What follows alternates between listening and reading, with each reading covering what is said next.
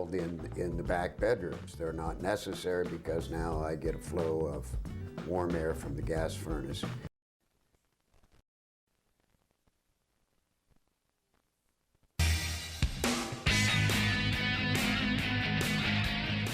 Week 10 of the high school football season, and that means one thing. It's Dover, New Philadelphia, here at Crater Stadium in Dover.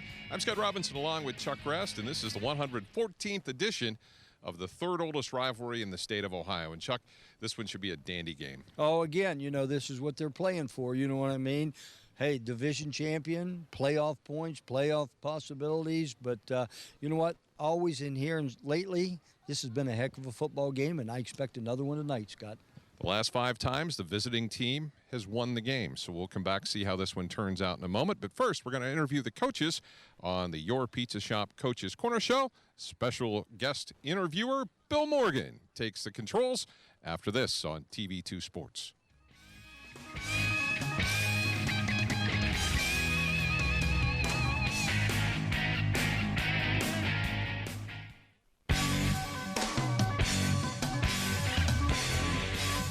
Tonight's game is being brought to you by Lauren Manufacturing, located at 2228 Reiser Avenue Southeast in New Philadelphia. Complete Coating Solutions, serving Tuscarawas County. Find us on Facebook or give us a call for a free estimate for your next building project, 330-204-3238. First Baptist Church, located at 878 Commercial Avenue Southwest, located in New Philadelphia. Come join us on Sundays at 10:30 a.m. J&P Auto Repair, located at 107 South Johnson Avenue in Dover. Stop in to receive 10% off all steering and suspension repairs all next week. This includes struts and tires. Magoo's Pizza, Pasta, and More, located at 1816 East High Avenue Northeast in New Philadelphia, located on the runway of Harry Cleaver Field. Tango & Gotti, the sign of a great roof. The Citizens Bank and Community Bank is proud to announce we are changing our name to Unified Bank to better serve you for the next 115 years. Always by your side, we are unified. MPS Manufacturing, located at 326 Pearl Avenue in New Philadelphia. Taylor Insurance, your local Allstate agent, located at 112 4th Street Northwest in New Philadelphia. The New Company, located at 1607 State Route 39 Northwest in Dover. Alban Tile, located at 204 2nd Street Northeast in New Philadelphia. Your local real estate and escrow company. Weaver's Fine Furniture, located at 7011 Old Route 39 Northwest in Sugar Creek. Frontier Tool and Equipment, located at 1507 Brightwood Road Northeast in New Philadelphia, working on all makes and models, an authorized Cub Cadet dealer. First Moravian Church, located at 319 North Walnut in Dover, celebrating our 175th anniversary. Spectrum Orthopedics, one of the area's largest orthopedic groups, offering convenient urgent care hours and in-house surgical center. Spectrum Orthopedics, getting you back to your life. One Stop Flooring, located at 2671 State Route 39 Northwest in Dover. Carpet Special, 40 yards with pad and installed for only $426. Free pad and free installation through November. Omni Orthopedics comprehensive programs provide early diagnosis and successful treatment for every musculoskeletal problem. With more than 30 years of orthopedic experience, their physicians offer patient-centered treatment for all ages. From evaluation to rehabilitation, your treatment plan is designed around your needs. Omni Orthopedics specializes in sports medicine, the spine, physical medicine and rehabilitation, foot and ankle, and hand surgery. If pain makes activities like climbing stairs, standing or walking a challenge, turn to the home team at Omni Orthopedics. Their mission is to provide you with the highest quality and most advanced orthopedic services so you can get back in the game. Located in the Oxford Medical Arts Building, Omni offers a full-service facility including digital x-ray and physical therapy. So there's no need to travel when quality care is so close to home. Omni Orthopedics, setting the standard in orthopedic care. I think the hands-on aspect is going to give you an opportunity to explore, find out what you're good at, what you like, and you're not going to have mountains of debt. What you're going to have is a marketable skill that even if you don't love it, you can use that to pay to go on to college and get that degree. And we've got a number of students that do that. They're very mature. I think we're a great hands-on exploration base.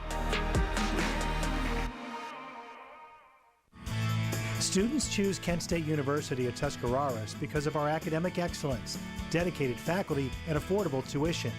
Our bachelor's and associate degrees will prepare you for careers including nursing, computer animation, or veterinary technology.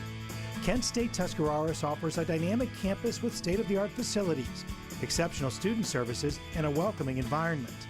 Call or visit us online to register for classes and find out more about Kent State Tuscarawas.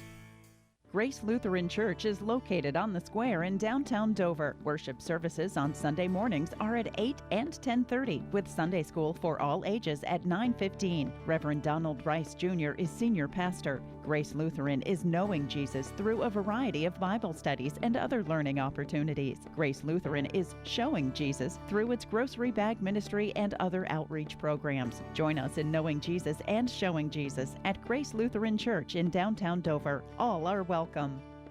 I'm Cruz Fondrest, pro-level powerlifter at 220 and 242. So most people ask me how I get to such a high level of competition, and it's as simple as staying focused and disciplined every set, every rep. How you add that 5 pounds is through consistency. Every day, day in, day out, performing to your maximum level. And you must remain focused and you must remain disciplined.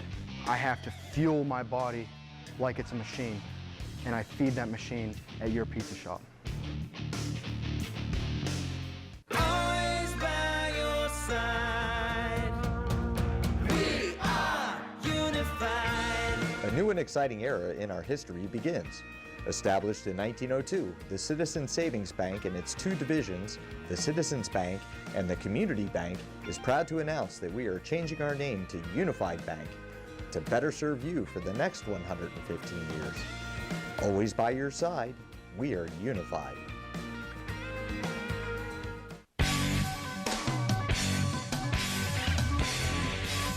Scott, it's sort of been the tale of 3 different seasons for Dover. They won the first 3, struggled a little bit in the middle of the campaign against a very tough schedule. Now they've won 3 in a row again. We're here with Dover head coach Dan Ift. Coach, it's the most important time of the year. What's your team doing best? Well, we're healing up. That's one thing we're doing well.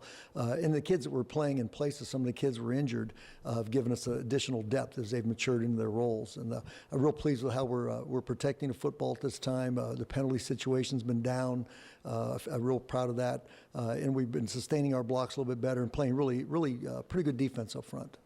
When you play an opponent like New Philadelphia, when their head coach has been there, as long as he's been there, as long as you've been here, probably not a whole lot of surprises on either side. Does that make your preparation more difficult, easier, somewhere in the middle? Well, they're always different based on their personnel. Coach Dennison does a really nice job of adjusting the personnel he has, and this year he's tweaked his offense a little bit to adjust to the talents of the current quarterback, who's a very, very talented young man. And so they're a little bit different from that side of the ball. Defensively, they've been consistently good, so why change something that's been consistently good? And in special teams, they're always solid there. The Your Pizza Coach's Corner with Dover head coach Dan Ift. And coach, as we wrap up our conversation prior to kickoff tonight, what will be the most important 1 or 2 things for your team to do when this game gets underway to finish this 2017 regular season with a win? Well, obviously the turnovers are one big thing in any big game, Bill, and I think to play the offensive and defensive lines. I think we've got to be stout and hold ourselves up there and give our skill a chance to excel and do the things they need to do, but you can't do it if you don't protect them, and then you can't stop somebody. If you can't stop the run, you're going to have a great deal of difficulty. The winningest head coach in Dover football history, Dan Ift, will take a timeout on the Your Pizza Coach's Corner. And when we come back, we'll go to the other side of the river and talk with New Philadelphia's all-time winningest coach in Matt Dennison next on TV2.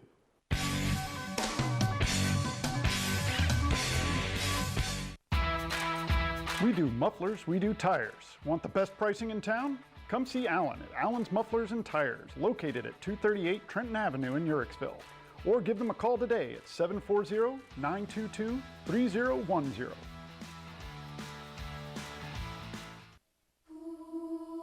Well, I woke up to the sound of silence and cars. We're We're cutting like knives in a fist fight. And I found you with a tear in your eye, your head in the curtains and heart like the 4th of July. You swore and said we are not shining stars. This I know. I never said we are. If you're lost and alone, or you're sinking like a stone, carry on. May your past be the sound of your feet upon the ground. Carry on. Carry on, carry on. We are shining stars. Carry on, carry on. We are who we are. For over 35 years, MEB Systems Incorporated has served Northeast and Central Ohio, as well as the surrounding areas, with a commitment to the highest quality workmanship and integrity. We appreciate your interest and look forward to earning your trust, friendship, and business. MEB Systems has the experience and expertise to get the job done right the first time. Our experienced and trained professionals use only the finest tools and materials to install and repair flat and metal roofs. We guarantee our work and always strive to exceed our customers' expectations. MEB Systems Incorporated, specializing in commercial and industrial roofing. Are you recovering from orthopedic surgery, experiencing low back pain, or pain resulting from an injury? If so, choose Trinity Hospital Twin Cities Rehab Center. Their experienced team of physical therapists provide personalized care to help you return to normal activities as soon as possible. Choose the Trinity Hospital Twin City Rehab Center at Denison. Call 740-922-6675 for more information.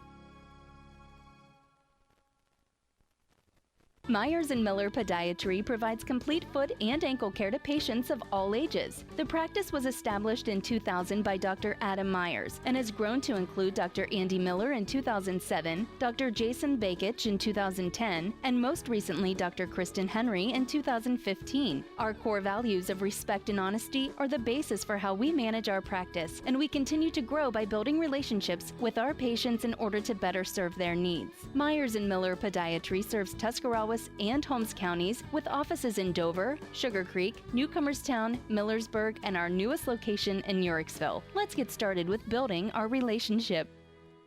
T-Bone Sales, your local truck and trailer sales and service connection, is a proud sponsor of area athletes again this year. Located in Baltic, T-Bone Sales has qualified technicians experienced in the repair and service of dump trailers, trucks, and school buses. T-Bone Sales can repair just about anything, including dump trailers, flatbeds, dump bodies, walking floors, and grain trailers. And they welcome insurance claims, regular maintenance, and major damage. They also carry a large line of parts. T-Bone Sales can get you back into the game looking as good as new. Call Chad Schilling today at 330-897-6131 or visit them online at tbonesales.com. Little Caesars Extra Most Bestest Pizza has the most cheese and the most pepperoni for just $6. Only a dummy would pay more for less toppings. The Extra Most Bestest Pizza for just $6 at Little Caesars. Pizza, pizza. A&B Window Cleaning and Pressure Washing has been providing our services to thousands of clients since 1991. We strive to be the best at what we're doing, no matter if that is pressure washing your deck, roof, driveway, siding, walkway, or cleaning your windows. We appreciate all of our customers and promise to serve them with the best professionalism and integrity available. Our services are backed by years of expertise in fine crafting our skills. If you are looking for high-quality window cleaning or pressure washing in Tuscarawas County, then look no farther. Give us a call today at 330-458-9192.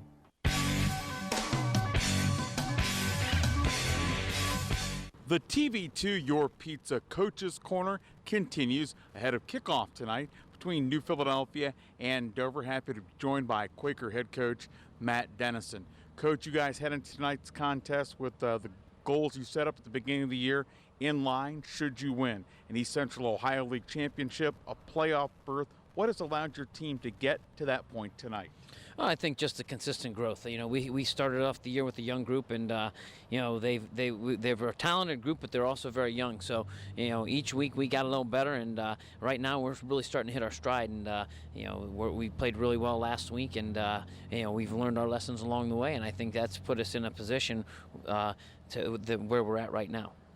Coach, talk to us about the team on the opposite sideline, Dover, their strengths as you've prepped for them all week long, headed toward kickoff. Well, Dover's their typical Dover team. They, they're going to run the 5 wide, and they're going to run all of the matchup things that they do with the 5 wide stuff, and they're going to, take what you give them as they always do. And then the one thing that they're really good at this year, they're really good at putting one back in the backfield and run that inside zone. So that's something that we've got to be prepared for also. And then defensively, they're very sound with what they do. They don't do a lot. They're a lot like us in that respect. They don't do a lot, but what they do very well, and they're very disciplined with what they do. So you've got to earn everything you get with their defense. Quaker head coach Matt Dennison on the Your Pizza Coach's Corner. Coach, as we wrap up, the strengths that your team has, what amongst those becomes most important for you guys to get a win tonight? Well, I think you always look at, in big games and really any game, is you have to look at what happens up front and winning that battle in the trenches on both sides. Can we get a pass rush, and can we get pressure with 4? If you can get pressure with 4, then we're in a really good place. If we can get pressure with 5 and 6, we're okay.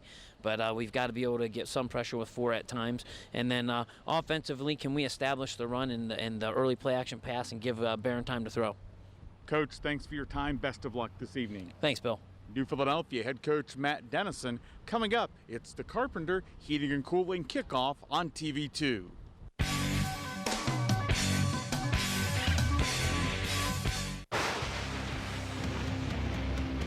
Taking the area by storm, Lightning Signs and Decals specializes in custom signs, banners, and t-shirts. Also available are full business packages. Their signs feature large format graphics, channel lettering, and light boxes and custom laser cut form letters. Visit online at lightningsign.com or visit the storefront located at 224 7th Street in New Philadelphia. Lightning Signs and Decals. We're taking the area by storm.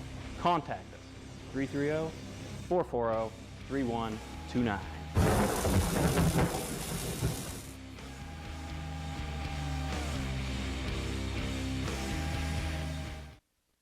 Omni Orthopedics comprehensive programs provide early diagnosis and successful treatment for every musculoskeletal problem. With more than 30 years of orthopedic experience, their physicians offer patient-centered treatment for all ages. From evaluation to rehabilitation, your treatment plan is designed around your needs. Omni Orthopedics specializes in sports medicine, the spine, physical medicine and rehabilitation, foot and ankle, and hand surgery. If pain makes activities like climbing stairs, standing or walking a challenge, turn to the home team at Omni Orthopedics. Their mission is to provide you with the highest quality and most advanced orthopedic services so you can get back in the game. Located in the Oxford Medical Arts Building, Omni offers a full-service facility including digital x-ray and physical therapy. So there's no need to travel when quality care is so close to home. Omni Orthopedics, setting the standard in orthopedic care. Hi, this is Jan McInturf. Our community is a great place to live. That's why McInturf Realty proudly sponsors our local high school sports. Make the call to the local real estate team that sells more homes in Tuscarawas County than any other company. See for yourself what makes McInturf Realty the #1 team in real estate. Make the call to 330-364-SOLD or 330-364-HOME. Union Hospital First Care, your first choice for urgent care, has moved. First Care is now located at the new UPS Family Health Center North office in Dover, right across the street from Bueller's. And if you're close to I-77, take exit 85 to North Worcester Avenue. First Care has the same great staff and same convenient hours. Now at our new location at the UPS Family Health Center North, right across from Bueller's in Dover. Welcome to the J&G Grill. Established in 1947, we have now been serving the community for over 70 years. Our kitchen is open late and we take great pride in preparing our fresh and homemade menu. All appetizers are half price after 9 p.m. for dine-in only. Stay up to date on specials and events through our Facebook page. For great service, home-cooked food and friendly company, stop by the J&G Grill located at 114 Front Street in New Philadelphia. Tonight's game is being brought to you by New Point Community Church, located at 3950 State Route 39 Northwest in Dover. Join us on Thursdays at 7 p.m. for our early weekend service. You'll experience practical teaching, excellent worship music, and an exciting community of people. The meat and potatoes of a Sunday service now on Thursdays. Environments for kids birth through 8th grade are also available. Or visit us on Sunday mornings at 9 and 11 a.m. Check out newpoint.org for more information.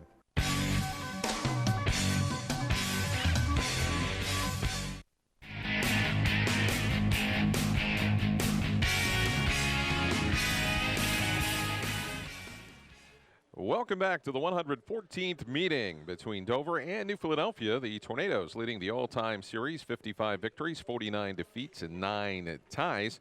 The most interesting fact, Chuck, I think, is that the visiting teams won the last 5 games. Yeah, I really wasn't paying a whole lot of attention to that, Scott, until you mentioned that down on the field, and I did not realize that the visiting team has come in and taken the game. Right. New Philly has won in 2013 and 2015. Dover took it in 12, 14, and 16.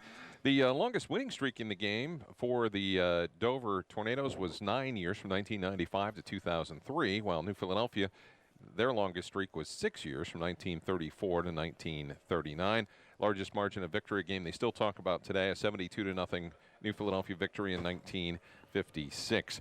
Now, New Philadelphia is 6th in Division III Region 11. Dover is 12th in Division III Region 11.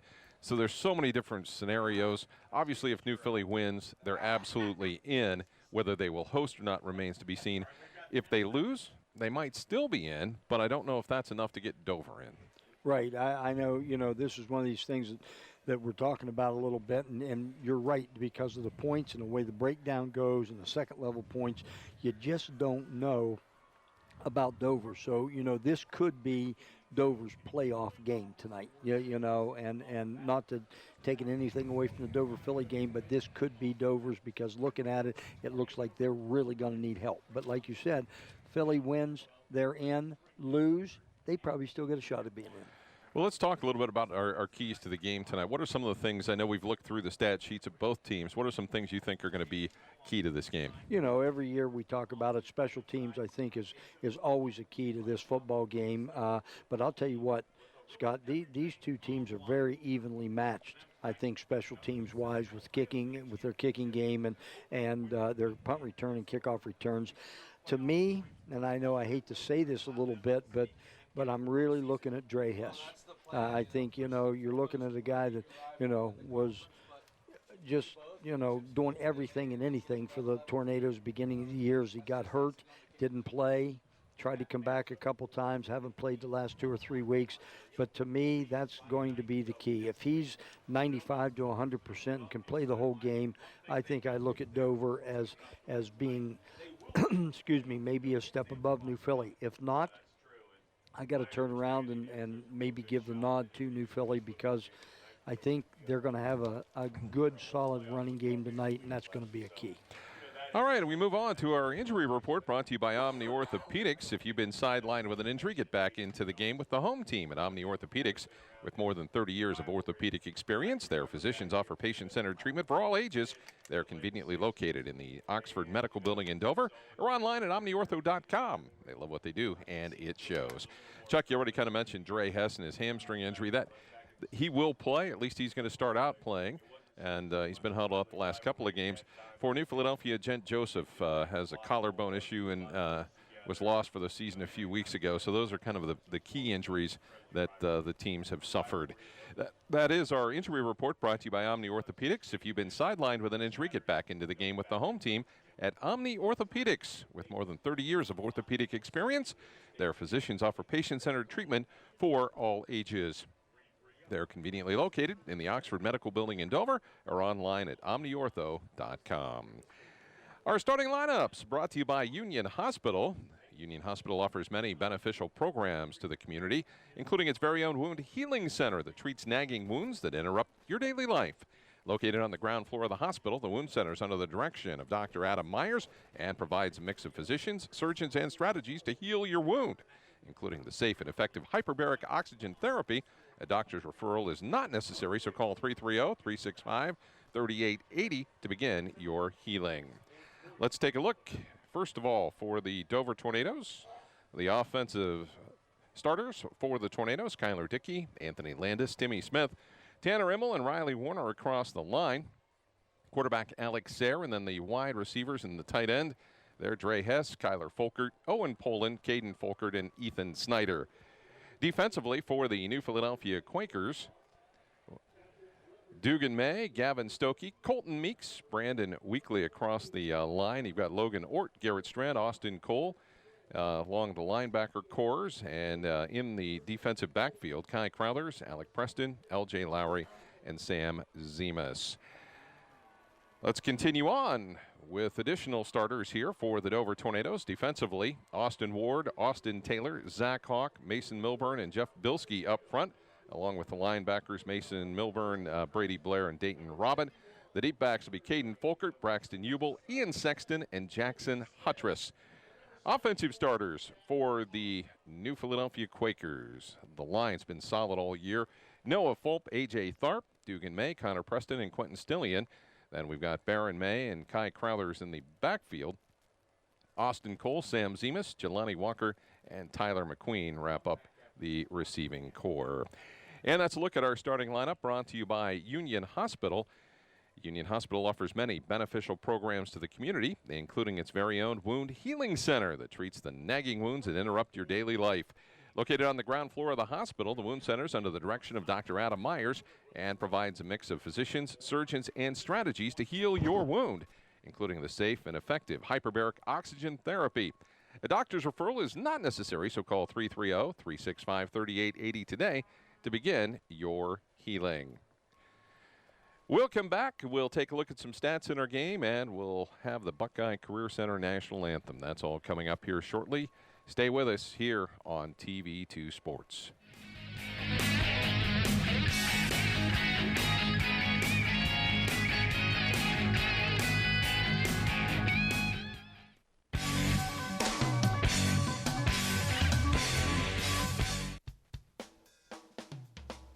Carpenter Heating and Cooling has been keeping your home comfortable for over 30 years. Every installation includes heating and cooling load analysis, along with a follow-up visit to ensure your satisfaction. Carpenter services all makes of residential and light commercial heating and cooling equipment utilizing custom fabrication and state-of-the-art system checks. Their NATE certified technicians work hard to provide you with total living comfort. Hi, I'm Doug Carpenter. And I'm Chris Carpenter. Come see us online at carpentercomfort.com. Or give us a call at 330-308-8550.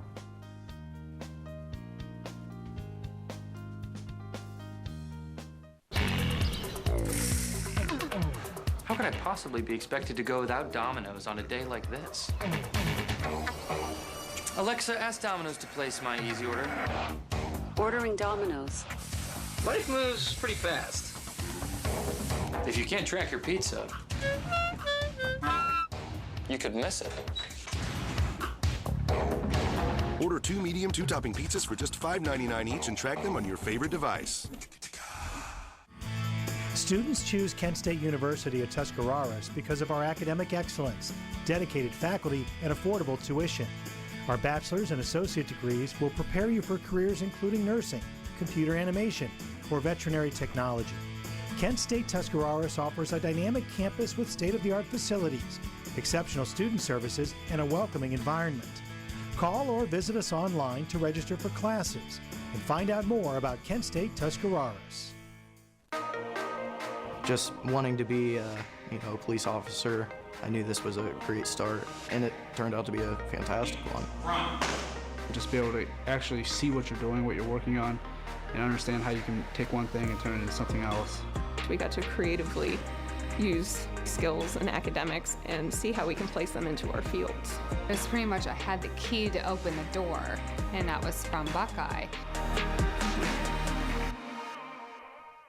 Myers & Miller Podiatry provides complete foot and ankle care to patients of all ages. The practice was established in 2000 by Dr. Adam Myers and has grown to include Dr. Andy Miller in 2007, Dr. Jason Bakich in 2010, and most recently Dr. Kristen Henry in 2015. Our core values of respect and honesty are the basis for how we manage our practice, and we continue to grow by building relationships with our patients in order to better serve their needs. Myers & Miller Podiatry serves Tuscarawas Douglas, and Holmes counties with offices in Dover, Sugar Creek, Newcomerstown, Millersburg, and our newest location in Uricksville. Let's get started with building our relationship. I'm Cruz Fondrest, pro-level powerlifter at 220 and 242. So most people ask me how I get to such a high level of competition, and it's as simple as staying focused and disciplined every set, every rep. How you add that 5 pounds is through consistency. Every day, day in, day out, performing to your maximum level. And you must remain focused and you must remain disciplined. I have to fuel my body like it's a machine, and I feed that machine at your pizza shop. Always by your side. We are unified. A new and exciting era in our history begins. Established in 1902, the Citizens Savings Bank and its two divisions, the Citizens Bank and the Community Bank, is proud to announce that we are changing our name to Unified Bank to better serve you for the next 115 years. Always by your side, we are unified.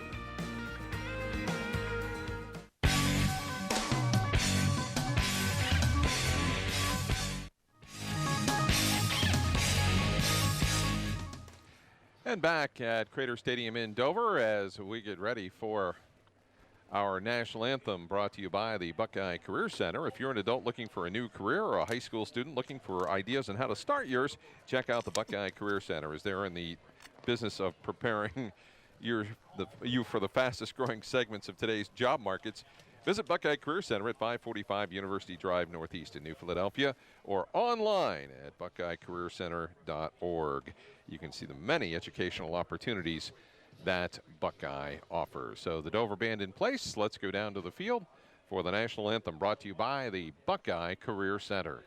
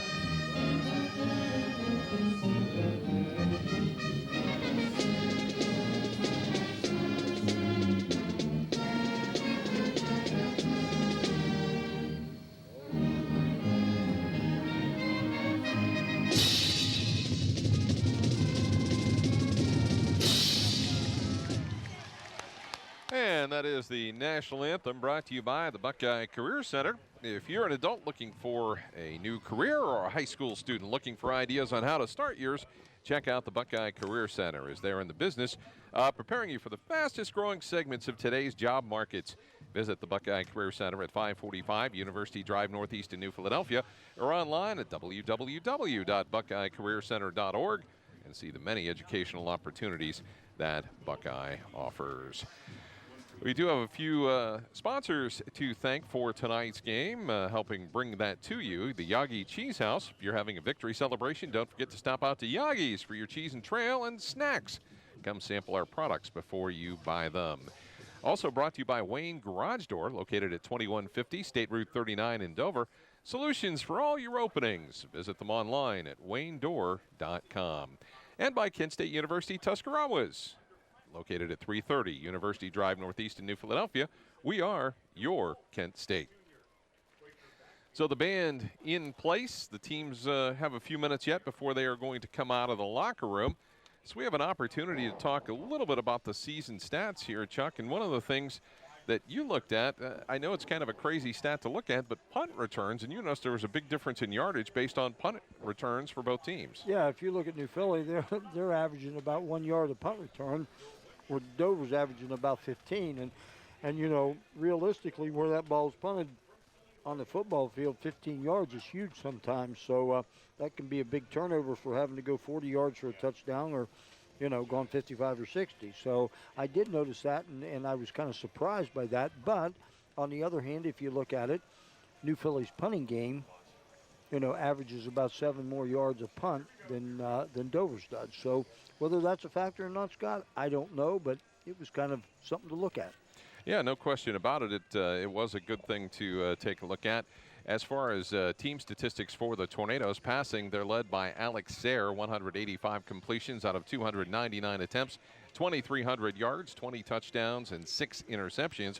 Receiving, the leading receiver is Kyler Folkert, 42 catches for 381 yards. Caden Folkert has 40 catches for 557 yards. And then 29 catches for Dre Hess, who really missed the better part of the season, really with a hamstring injury, as he started out very strong, then suffered the injury and has sat out a couple of games already this season. Ian Sexton with 27 catches for 320 yards, averaging about 12 yards per catch. For the New Philadelphia Quakers, Baron May has completed 50% of his passes, 85 of 170 for 1,535 yards, and he has 17 touchdowns and 8 interceptions. Rushing, 2 players right close to each other. Baron May, 98 carries for 879 yards, averaging nearly 9 yards a carry. And then Kai Crowthers, the senior, averaging about 5 yards a carry, 159 carries, 853 yards. The receiving stats, the leading receiver for the New Philadelphia Quakers, Sam Zemus, 36 catches for 660 yards. Then Jelani Walker, 27 catches for 316 yards. And certainly the team's very, very even that way, But New Philadelphia with a dual threat in Baron May to run the football or to pass it. Yeah, and you look at those stats you just gave and everything right there, Scott. And when you look on paper, New Philadelphia looks so much more balanced with the run and the pass, where when you look at Dover, they're strictly by their passing game, but their passing game, the way they throw the ball around, is almost like a run play half the time anyway. So yeah, that when you look at them on paper, they look pretty doggone even.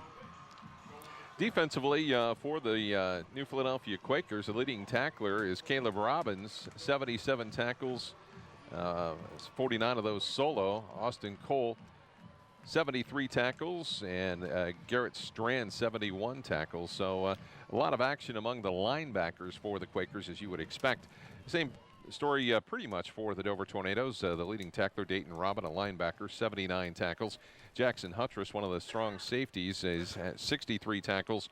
Austin Ward has 48. Zach Hawk has 37, and Caden Folkert with 35. So a lot of players playing, a lot of players in double figures for tackles, as the Quakers are out of the locker room, and they will receive to start our game. They won the toss, opted to take the football, and now you get a good look at the Dover Tornadoes getting ready to come out to their pregame ritual.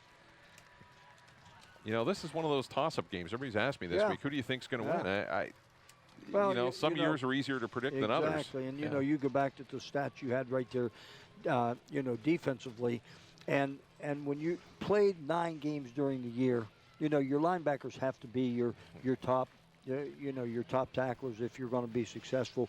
But it's a whole different ball game when you play the Dover Tornadoes for the New Philly Quakers in tackling, because more times than not for linebackers, you're tackling in space when you play the Tornadoes, where most of your other games you play, you got that running back running right up the middle, whatever it may be, and just, man up and tackle them. So this also is a whole different, setup for linebackers for the Quakers tonight. Do you think, let me just give you this scenario too, the Dover Tornadoes have nothing to lose in this game. They're going to empty the playbook. Absolutely.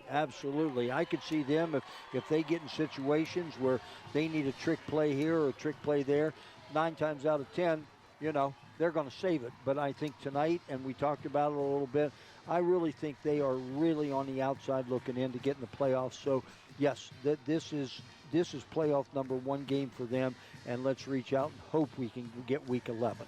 Where New Philly, on the other hand, either way, they could still be in. The top 8 teams in Division III, Region 11, Bellefontaine, Columbus Bishop Hartley, Columbus Marion Franklin, Columbus Independence. You've got Tri-Valley.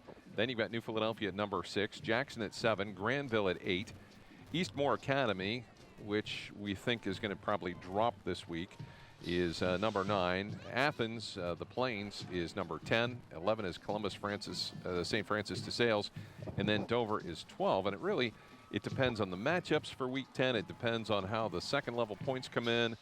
All different kinds of scenarios are in play.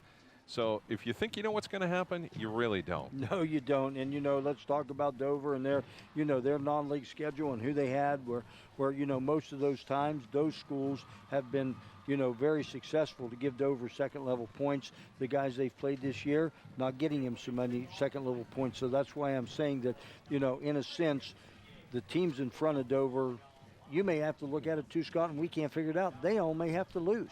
You know what I mean, for Dover to get in. I don't know, and we don't study it enough to really know, but I know, this is must-win for Dover, and realistically, I think for New Philly, it's a must-win game, too. So it is time now for our Carpenter Heating and Cooling kickoff. Carpenter Heating and Cooling, located at 946 Cookson Avenue, Southeast in New Philadelphia. Looking for year-round comfort? You can reach them at 330-308-8550, or you can visit them online at www.carpentercomfort.com. So the Quakers will send Jelani Walker back deep.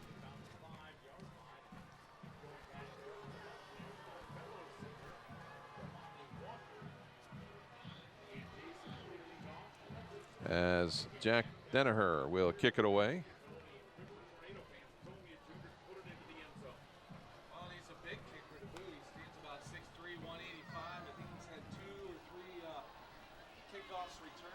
And we are about ready to go here with the kickoff for the 114th edition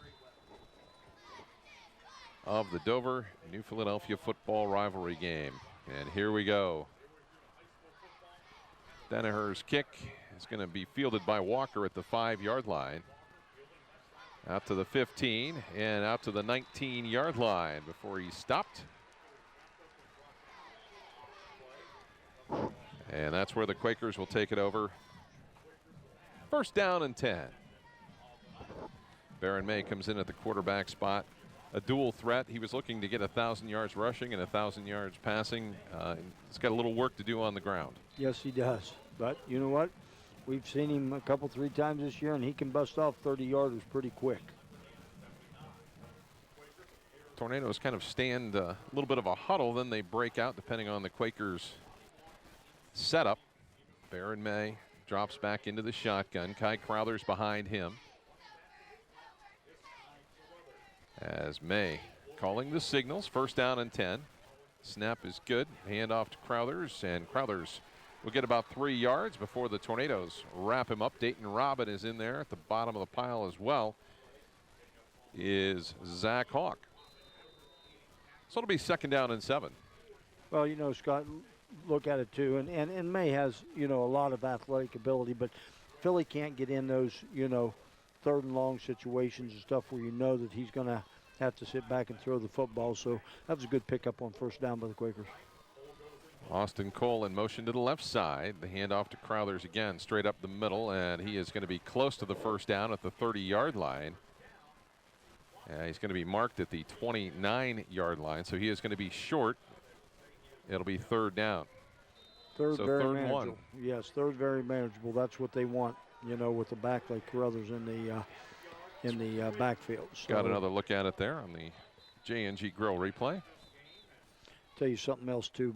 If the Quakers are going to have success running the football, I really think that downfield blocking for them is going to be a key tonight, where he's going to be able, instead of getting that first hit at 3 yards, and go ahead and pick up 6 or 7 more.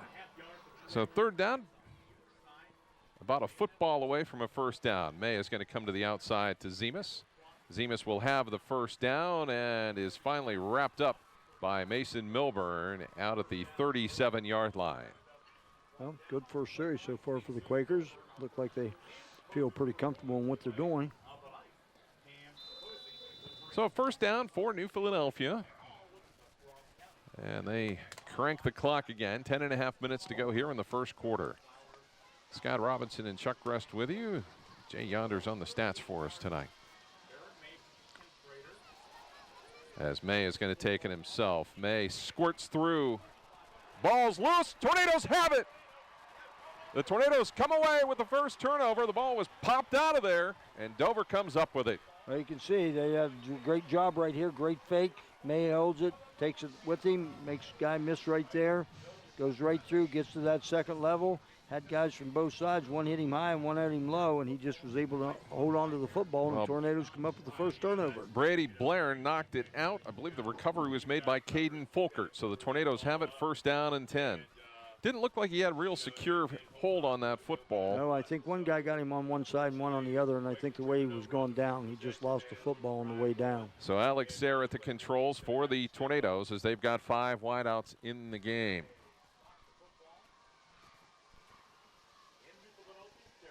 Poland and Folkert wide to the left. Snyder, Hess,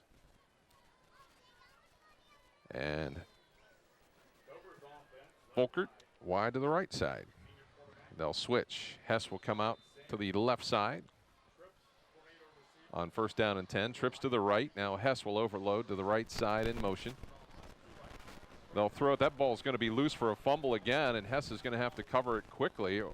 And the question is, who got it? And it looks like the Quakers got it. That had to be a fumble. Well, it was a backward lateral. Yes, it was. It was thrown that 3 or 4 yards behind him, so I'm not quite sure what happened there. And Quakers were smart enough to jump right on that ball for him. That was a poorly designed play, as we'll get a look at it. There's no question it was behind the line of scrimmage. 3 to 4 yards, and I can't quite see who come up with it. Looks like Garrett Strand came up with it. Now they're going to call it an incomplete pass.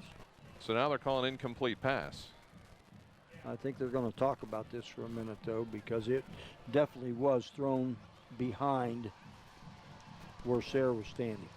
Well, if it's an incomplete pass, why do they have the down marker 4 yards behind the line of, the original line of scrimmage? I agree with you right there, but a smart move by the chain crew right there of nobody move until they do make a move. I think it had to be a backward lateral, but I guess not. So they that's the wrong call. Absolutely the wrong call. Then why unless now wait a minute, maybe they had Dover recovering the football. Maybe that's. But if it was an incomplete pass, it would have been. He gave a wrong signal. And that's going to be 5 yards on the Quakers. So the Quakers going to have to stand tall here. Got what maybe could be considered a bad break here starting out. Yeah, I would think. I'm not quite sure how that play was called. Second down and 9. Sayre looks to the outside. That's going to be airmail. That's not even close. Dre Hess was open, and now it's third down and 9. Yeah. Sayre just kind of let that one go off his back foot and threw that one into the players. So it'll be trips to the left as Poland, Folkert, and Hess wide to the left side. And the Tornadoes will look to the sideline here with 9:54 to go in the first quarter.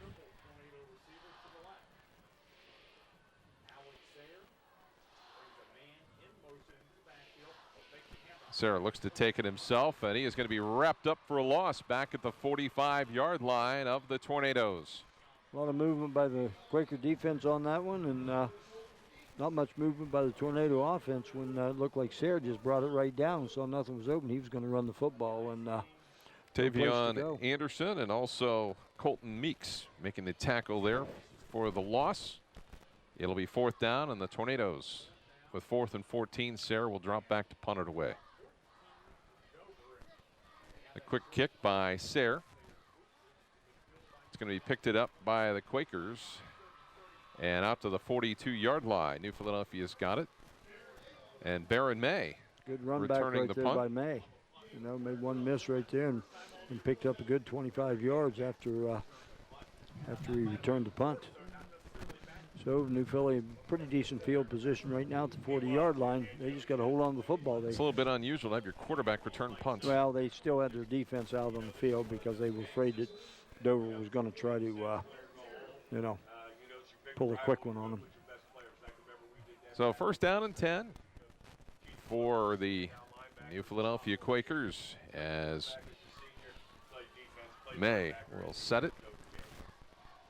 The handoff to Crowthers over the left side, and he'll gain about 4 yards. It'll be second down and 6.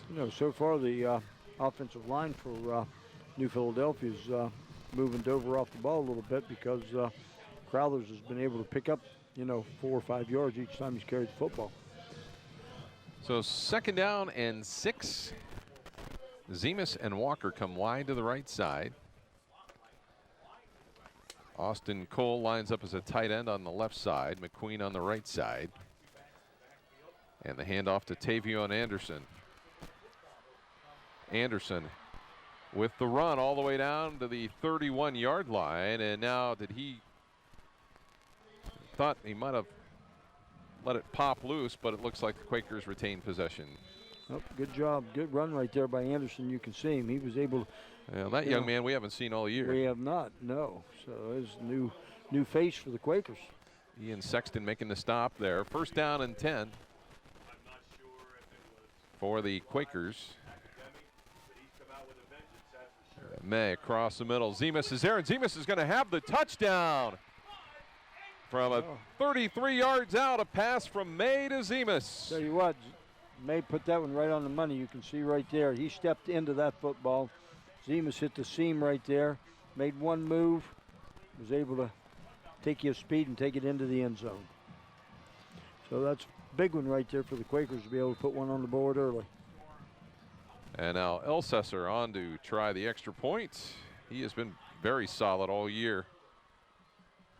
And that kick is up, and the kick is good. Just has a really good rhythm when he sends that ball over. Yeah, left-footed kickers a little bit, those are few and far between also, but I'll tell you what, he gets a leg into it. So with 8:06 to go here in the first quarter, New Philadelphia draws first blood at 7-0. That'll give us a chance to tell you a little bit about Dr. Springer, located at 107 Ray Avenue Northeast in New Philadelphia, one of our sponsors for tonight's game. We also have the Holiday Inn Express located at 145 Bluebell Drive in New Philadelphia. Think of us for your child's birthday party, use of their meeting room and indoor pool. And we appreciate all of their help as they're helping to bring you this game tonight on TV too. So the Quakers will kick it away. Dre Hess is back deep.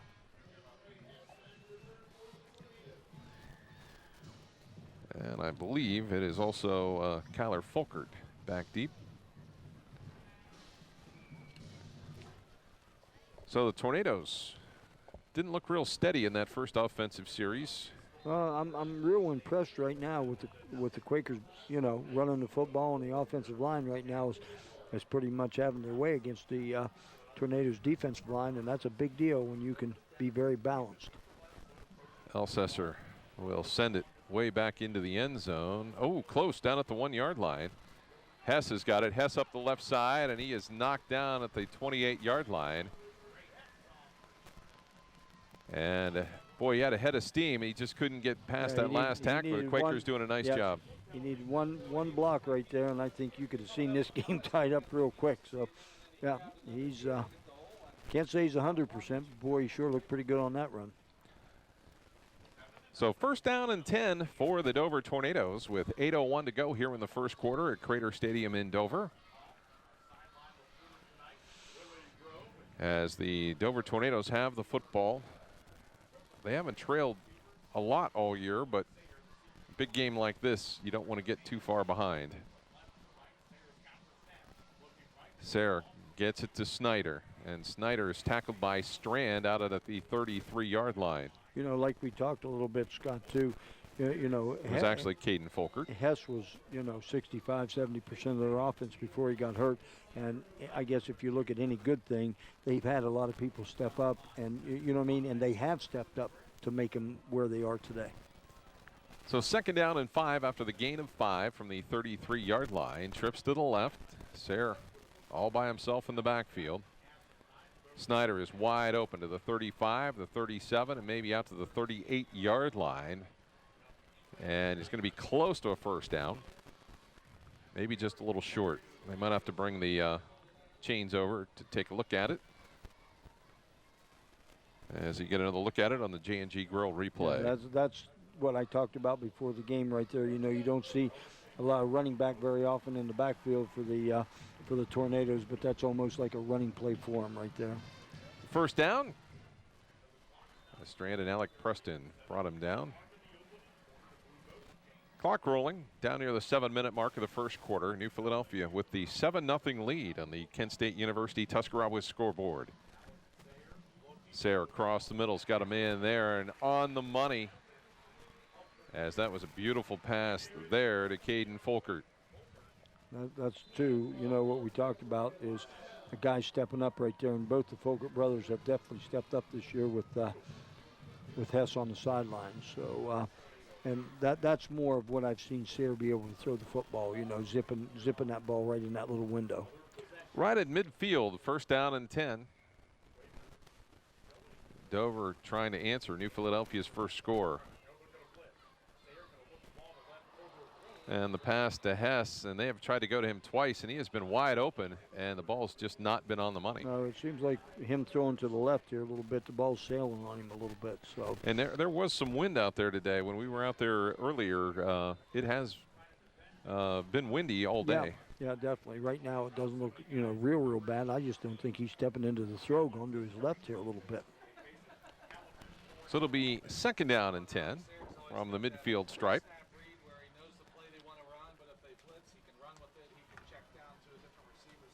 So Sayre drops back, rolling to his right, has a man open. Again, the ball is deflected.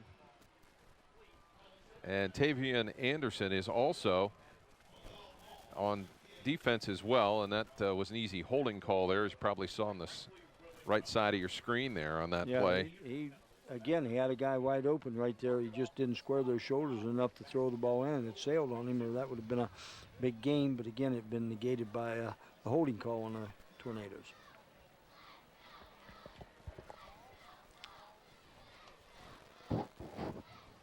So for the Quakers, we have a new name to learn, and that's Tavion Anderson. He's a sophomore, 5'11", 175-pounder. He's playing both ways, and he has been an impact player so far. Yeah, you look at him right now. He's lining up a defensive end for the Quakers, and I tell you, he's getting some pressure out there. Second down and 28. Across the middle, Snyder's got it, and Snyder will get out across the 45 out to the 46-yard line as the Quakers make the stop, as Brandon Weekly is there. So it'll make it third down and 14. Midway through the first quarter, and the Quakers on top.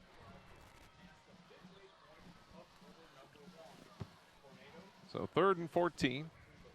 In motion is Folkert. Sayre will get it to the outside to Hess. Hess slips one tackle, spins to the 45-yard line of the Quakers, and now it's 4th and 5. You know, that's what you don't see in Dre Hess that we've talked about right there. He made a couple guys miss before somebody got, and you can see it here on the replay, before the Quakers made the tackle on may him. have to face a fourth down here. This is this thing here that we talked about is, you know, fourth down at 45-yard line. Now, normal situations, they may punt it. It looks like he's in a situation where he may, in fact, punt it. We'll see here. But what do the Tornadoes have to lose? Right. Yep, the punt is going to land at about the 10-yard line, and it will roll into the end zone, so it'll come out to the 20-yard line.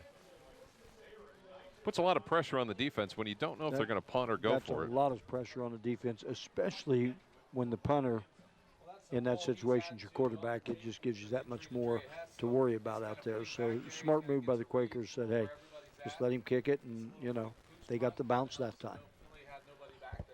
So first down and 10 for the Quakers, and we'll see if they go right down the field like they did the last drive. Well, you know, the thing about it is, like I said, Quakers very balanced on that last scoring drive they had. So 1st and 10, Baron May will hand it off to Crowthers and out to the 25-yard line for a gain of 5 as they'll unpile. That's a good weapon right there if you can pick up 4 and 5 yards on 1st down running the football. Mason Stutzman making the tackle for the Tornadoes. 2nd down and 5 with 4:38 to go here in the 1st quarter. So New Philadelphia in control here in this 1st quarter. 4 wideouts for the Quakers. In motion is Cole to the left side. May will try the screen pass to Zemus, and Zemus is dragged down by Ubel, but we're going to have a flag down, and that is generally in the area of a holding call. Let's see what we got here.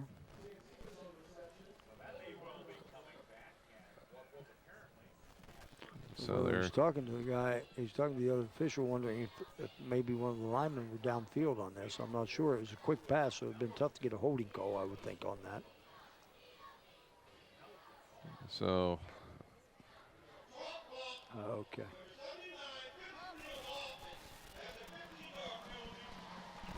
So we'll get a chop block, and that is a big penalty.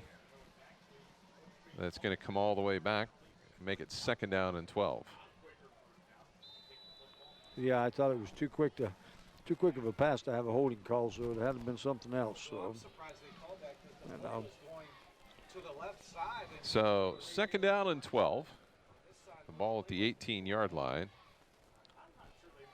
They need to go 5 more. There we go. Now a little better on that. Officials got a little short on the count. I was going to say that ended up being a pretty good penalty for the Quakers, but I thought, well, maybe, but that had to be a line of scrimmage foul, so it had to go back 15. So they get the correct spot, and it's 2nd down and 17.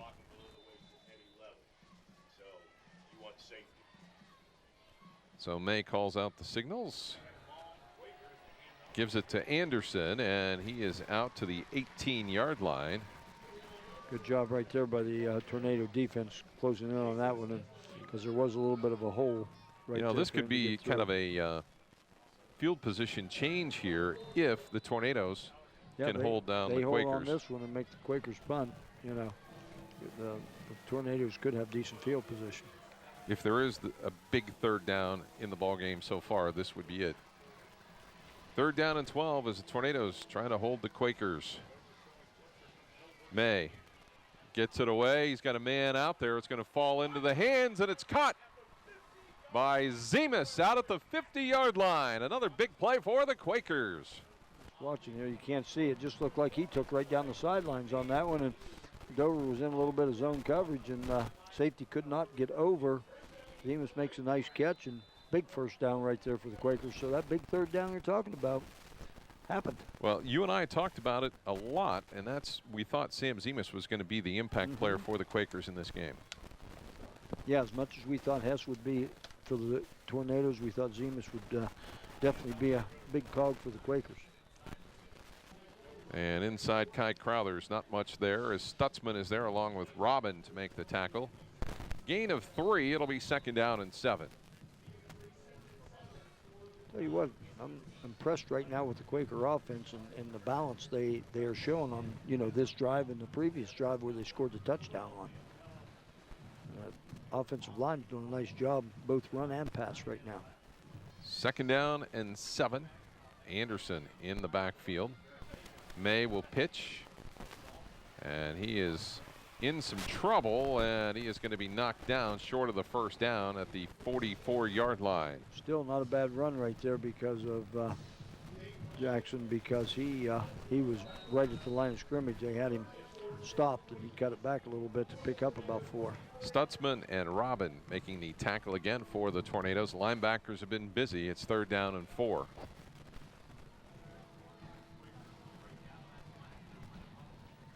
So the Quakers again with a 3rd down play here in the Dover side of the 50. The blitz by the Tornadoes. They miss May. May gets away, and he is going to be wrapped up. A nice shoestring tackle there by Jeff Bilski. And that will be a loss, and it'll be 4th down. Right here, they had him corralled right there, and he was able to get away. But I'll tell you, Bilski stayed on the outside shoulder and was able to bring him down. So that was a big play by Bilski on that one. So it'll be 4th down, and the Quakers will punt it away. But you know, you were talking without that first down pickup on the last one. That's probably about where the Tornadoes would have been starting at. Zemus with the punt, and Hess is just going to have to walk away from it. And the Quakers will down it inside of the 15-yard line at the 11. And the Tornadoes with marginal field position to start this drive.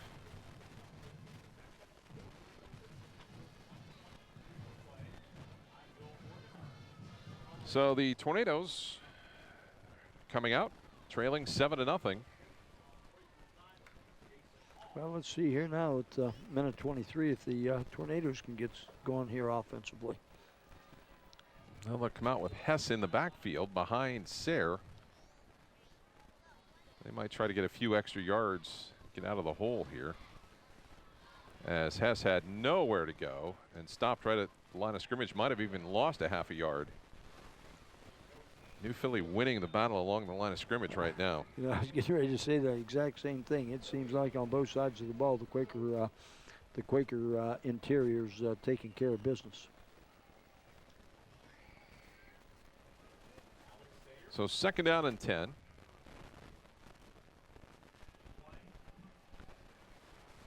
Sayre will get it over to Kyler Folkert. And out near the 20-yard line, where they're just short of that first down. Yep, nice pickup there on 2nd down for him, though. And that's that little, you know, running play. I guess I call it for the Tornadoes.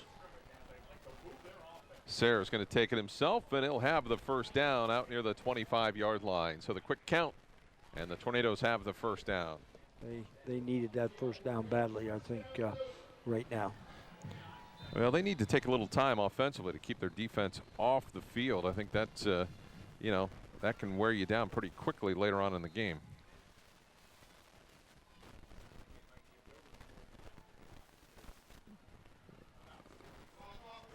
So they will take the clock back up to 29 seconds. And they will work it down from there on 1st down and 10 from the 24-yard line. Sayre rolling across the middle of the field, and it's going to be caught. And they're going to say incomplete. That was intended there for Caden Folkert. It just looked like right there, he was just lobbing that thing out there, and I thought, boy, he's throwing that in some coverage. And, you know, I thought Dover was very fortunate right there. That one might not have got picked off. 2nd down and 10 with 12 seconds to go here in the first quarter.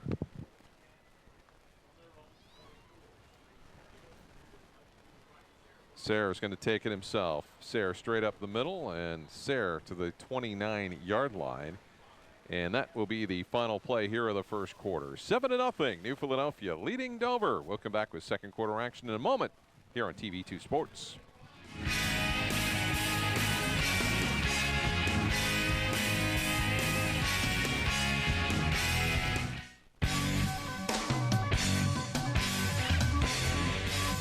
Tonight's game is being brought to you by Lauren Manufacturing, located at 2228 Reiser Avenue Southeast in New Philadelphia. Complete Coating Solutions, serving Tuscarawas County. Find us on Facebook or give us a call for a free estimate for your next building project, 330-204-3238. First Baptist Church, located at 878 Commercial Avenue Southwest, located in New Philadelphia. Come join us on Sundays at 10:30 a.m. J&P Auto Repair, located at 107 South Johnson Avenue in Dover. Stop in to receive 10% off all steering and suspension repairs all next week. This includes struts and tires. Magoo's Pizza, Pasta, and More, located at 1816 East High Avenue Northeast in New Philadelphia, located on the runway of Harry Cleaver Field. Tango & Gotti, the sign of a great roof. The Citizens Bank and Community Bank is proud to announce we are changing our name to Unified Bank to better serve you for the next 115 years. Always by your side, we are unified. MPS Manufacturing, located at 326 Pearl Avenue in New Philadelphia. Taylor Insurance, your local Allstate agent, located at 112 4th Street Northwest in New Philadelphia. The New Company, located at 1607 State Route 39 Northwest in Dover. Alban Tile, located at 204 2nd Street Northeast in New Philadelphia. Your local real estate and escrow company. Weaver's Fine Furniture, located at 7011 Old Route 39 Northwest in Sugar Creek. Frontier Tool and Equipment, located at 1507 Brightwood Road Northeast in New Philadelphia, working on all makes and models, an authorized Cub Cadet dealer. First Moravian Church, located at 319 North Walnut in Dover, celebrating our 175th anniversary. Spectrum Orthopedics, one of the area's largest orthopedic groups, offering convenient urgent care hours and in-house surgical center. Spectrum Orthopedics, getting you back to your life. One Stop Flooring, located at 2671 State Route 39 Northwest in Dover. Carpet Special, 40 yards with pad and installed for only $426. Free pad and free installation through November. For over 35 years, MEB Systems Incorporated has served Northeast and Central Ohio, as well as the surrounding areas, with a commitment to the highest quality workmanship and integrity. We appreciate your interest and look forward to earning your trust, friendship, and business. MEB Systems has the experience and expertise to get the job done right the first time. Our experienced and trained professionals use only the finest tools and materials to install and repair flat and metal roofs. We guarantee our work and always strive to exceed our customers' expectations. MEB Systems Incorporated, specializing in commercial and industrial roofing.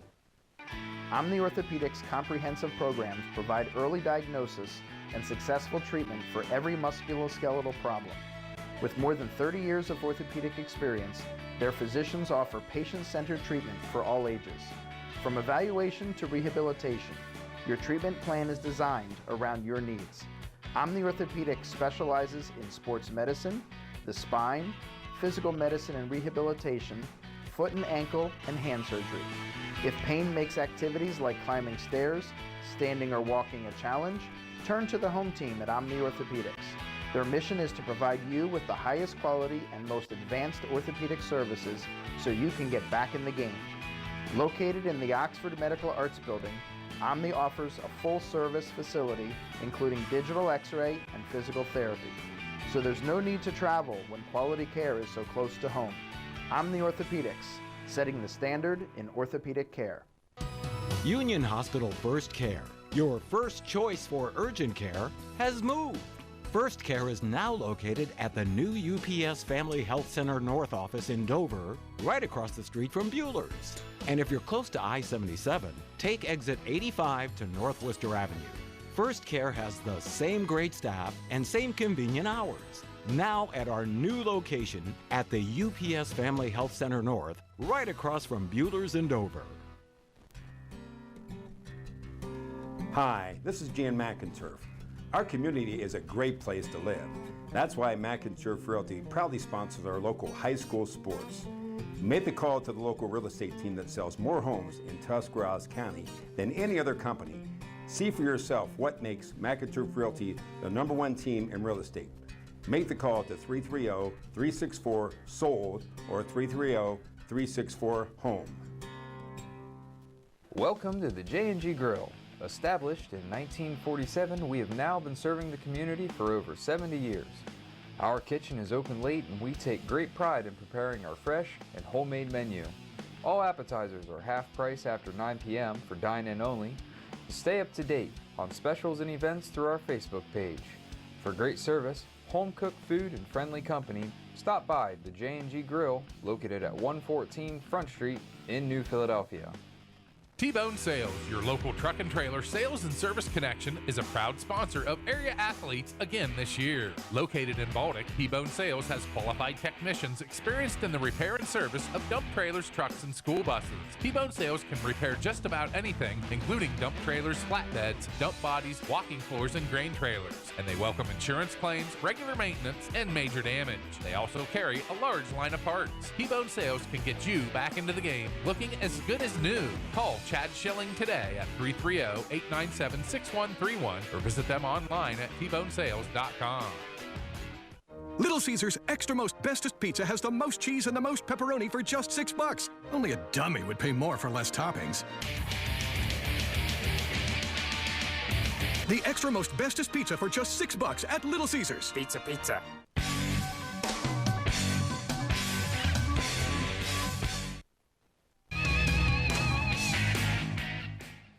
Ready to go with the second quarter of action. It's 7-0. New Philadelphia leading Dover. The Tornadoes with the football, 3rd down and 5. Chuck, I guess quickly your impressions of that first quarter. Well, you know, the way the game started out, we had a fumble both ways. I thought, boy, this is going to be a turnover-fested football game. But so far, like I said, New Philadelphia's offensive, defensive line are kind of controlling this football game. And it's Folkert. Has the first down, tripped up at the 39-yard line. And the Tornadoes will move the chains. You know, that's the thing, and that's the key to Dover, and it always has been. You know, you get in there and throw that little 5-yard pass, and these receivers have always been, you know, able to make the first guy miss, and all of a sudden it becomes 12, 15-yard game, and that's just what Dover relies on. And Baron May making that tackle, playing in the defensive backfield for the Quakers. First down and 10 as Alex Sayre drops back into the shotgun. Quakers getting big pressure as Hess has the football, and he'll be lucky to get back to the line of scrimmage as Garrett Strand and Alec Preston all over him. It's almost like they're shadowing him wherever he goes on the field. They're making sure to know where he is at all times. They've always got one person, you know what I mean, covering with him, and I know Dover tried to, you know, put him in motion a little bit just for them to see what New Philadelphia's defense was going to do. And they're playing it basic, but I'll tell you what, somebody's always got an eye on number 11. Second down and 10. As Sayre fires it in a small gap there for Kyler Folkert, and it's a big play for the Tornadoes. Now, we might see this one, but this is the Sayre that I think we know and we kind of expect. That, you know, you got two Quakers over there right now. He just took that little 3-step drop and stepped right into it, and you can see, put it right in that window. And great job by the Tornado offense right there. Just got it past Caleb Robbins. And it's first down and 10 for the Tornadoes in Quaker territory at the 46, or actually the 41-yard line. Kyler Folkert comes into the backfield. Sayre looks to take it himself. Keeps his feet down to the 40-yard line as Gavin Stokey makes that tackle for the Quakers. The Quakers defensive line doing a nice job of you know, keeping Sayre in between the tackles on that, not giving him much yardage to run the football on. Second down and 10. As Alex Sayre out of the shotgun drops back under some heavy pressure and gets it ahead to the 35-yard line as the catch is made there by Kyler Folkert. Lowry on the stop for the Quakers. It's 3rd down and 4. But New Philly, of course, facing a tough situation here on 3rd and 4 for the Tornadoes. And Quakers going to jump off sides, and that'll give them the first down the easy way. I think that was Anderson, and that might be his second offside penalty here in the first half. Well, he hasn't played all year. Exactly, and that's my thing. And we still can't figure out, you know, why he hasn't or where he came from or what's going on. But, you know, if you look at him, he's done some nice things. But well, it is a new 9 weeks. Yes, it is, and a couple jittery mistakes, I think, by this. And, you know, here's a kid that doesn't know anything at all about the Dover-Philly rival. Sayre across the middle. Hess has got it, and Hess will go down right at the 25-yard line for a gain of 4.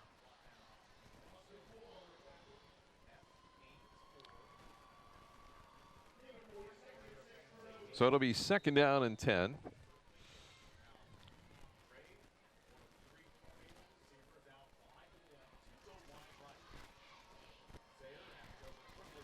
Sayre dropping back. Little slip screen there to Snyder. Snyder inside of the 20, down to the 17-yard line. I let go of the football, but I think he was down before the ball come out. But I think if he had looked at that and rather had that back, I think he would not have cut it back outside. He would have taken it right up the middle of the field. He still could have been running. So it'll be 1st down and 10 for the Tornadoes. They're trying to catch up here. New Philadelphia leading it 7-0 with 9 minutes to go in the first half.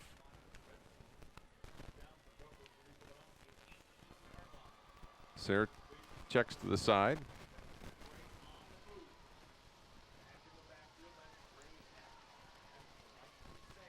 Sayre dropping back, throws into the corner of the end zone, and boy, I'll tell you what, it was nearly intercepted there by Caleb Robbins. Yes, it was, and Robbins had him on a slant pattern, and he didn't really run a true slant on that one, and just Robbins almost had it. It was thrown a little bit behind him. Again, I just don't think Sayre just stepped into that and threw the football. He was using all arm that time. So it will be 2nd down and 10.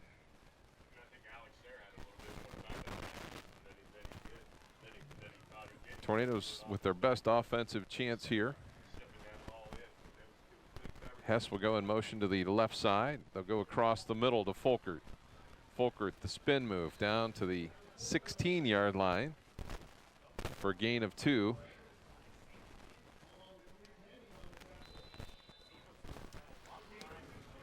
So it'll be 3rd down and 8 as we get another look.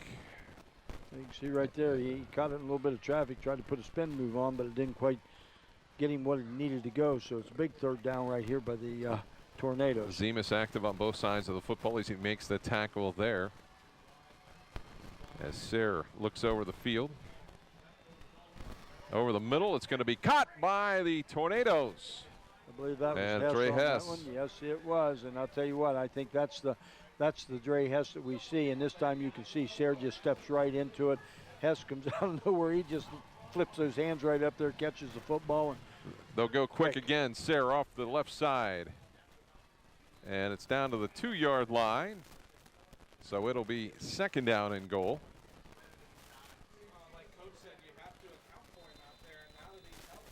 So now the Tornadoes bring in their rushing attack. Well, Folkert in the backfield along with Hess. Quarterback out, so. And Mason Milburn in there. Looks like it's going to be a direct snap. Hess is going to be the. To Hess. They're going to get a penalty. And they couldn't get it off.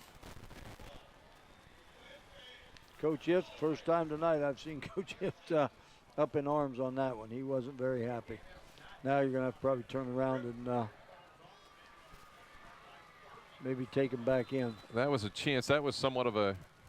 Well, it was looked like a different look. You know, that's something that I'm sure they practice, all the time. But that's one of those things right there that's totally different when you get into a ball game than what it is when you're in practice. Hess will take the direct snap, gets good blocking, cuts inside down to the 5-yard line. I think the Quakers know that when he's got the football back there that he's going to run it. But now you know what? The athlete that he is, who knows, next time he gets it, he might throw a pass out of it. So 3rd down and goal from the 5-yard line. Dover wants to take a timeout. They're definitely in field goal range, but they want a touchdown here. They're just close enough that they want to put 7 on the board. I think they know. You know what I mean? Field goals are not going to win this football game, so let's get these 6 on the board here real quick. Yeah, they were trying to go in a hurry because the Quakers looked a little bit confused as they went to that single snap, direct snap, right back to Hess. And like we said, I know that, you know what, they're prepared for Hess to run the football, but, he might be in one of those situations there too that, hey, next time out he runs it up in there and just throws a little pass to somebody.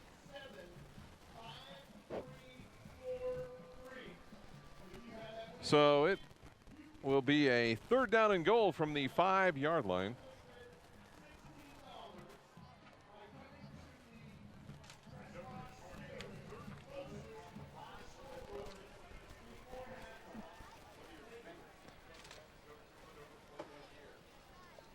So the Tornadoes, 3rd down and goal from the 5.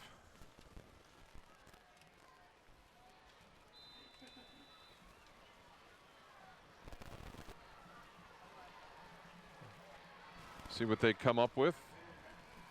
Again, Hess looking to take the direct snap, but as you said, Chuck, maybe a wrinkle off of this play? Yeah, be prepared. Hess keeps it himself. Hess over the right side, leans forward, and they'll say he's short of the end zone by about half a yard. Yeah, I think he tried to lean out there, but that knee was down. So I can't imagine they're going to do anything but go for it here. I would certainly think so. With 6:35 to go and counting here in the second quarter. Tornadoes need a yard. They've got the diesel package in. Sarah's going to take it himself, and is he in or not? They're calling it touchdown. They are.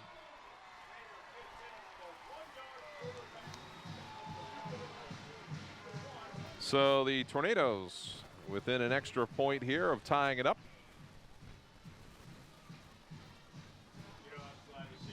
Well, I'll tell you what, that was the thing to do, and you know, you put him back there. There's just no. You give him 3 shots, he's going to make something happen.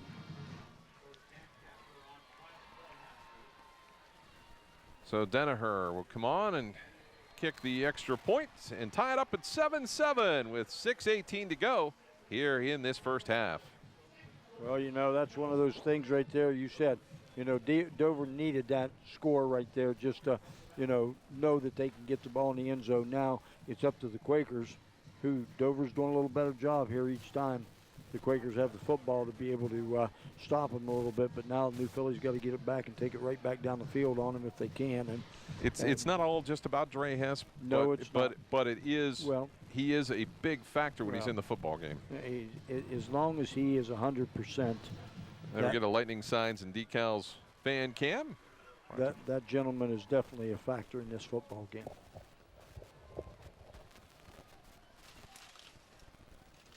So the Quakers will send Jelani Walker back.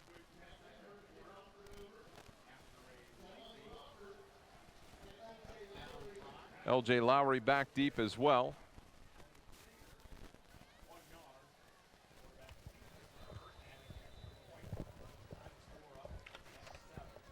So Jack Danaher ready to kick it away as we are tied up at 7 with 6:18 to go here in the second quarter. Danaher's kick is going to blast it into the end zone, and the Quakers will get it on the 20-yard line. That's the Danaher I think that we're used to seeing this year, isn't it, Scott? Well, both Storm Elcester in New Philadelphia and Danaher here of Dover, they can easily get it in the end zone, and that's quite a weapon that you can make sure that they start it no better than the 20-yard line. Exactly, that's a huge weapon. You know, in high school football, that's huge. So the Quakers will have it, 1st down and 10 at their own 20-yard line. Caleb Robbins wide to the left side as May ready to take the snap. The handoff to Crowthers, and not much there.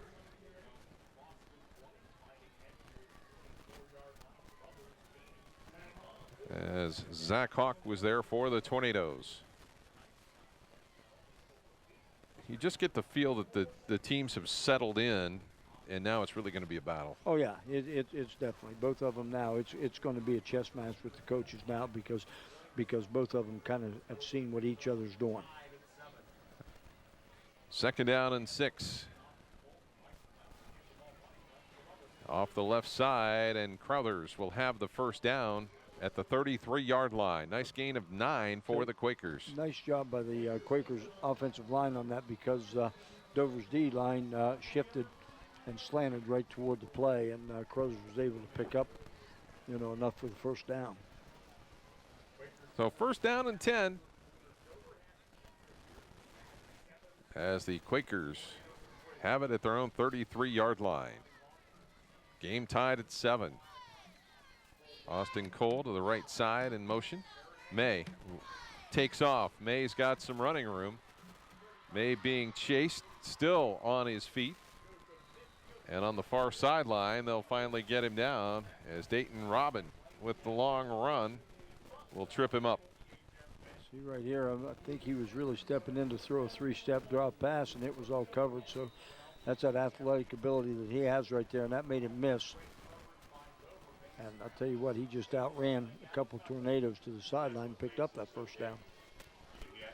So it'll be 1st down and 10 for the Quakers. And again, it looks like we might have maybe a clock problem. Clock issue, it looks like. Stay your lanes, stay outside so he doesn't break the chain. All he needed was a little crease up inside. That's tough to defend.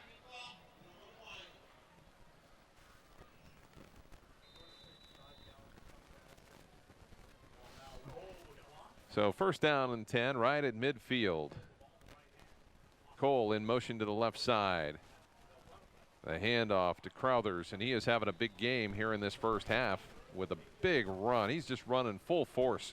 Well, the thing about him right now, which has been real successful with the Quakers, is he gets those shoulders square, and he hasn't, I don't think maybe one time today they've held him at the line of scrimmage. Every time else, he's been 3-4 plus yards a carry.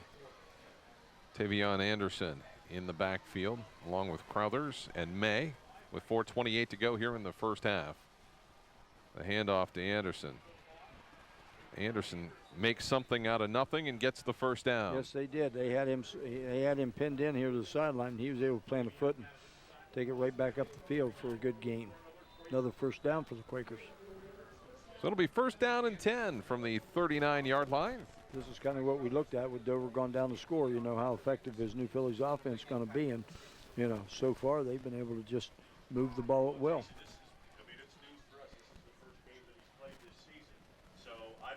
So 1st down and 10 from the 39-yard line of the Tornadoes. May is going to take it himself. May is going to be tripped up for a short gain. Little wrinkle there by the Quakers on that to keep May. They had faked it to Carruthers there, and was able to have May just get a lead block, but Dover sealed that one back inside pretty well. 2nd down and 9 for the Quakers here in Dover territory at the 38-yard line. Scott Robinson, Chuck Rest, and Jay Yonders with you from Crater Stadium in Dover, the 114th meeting between Dover and New Philadelphia.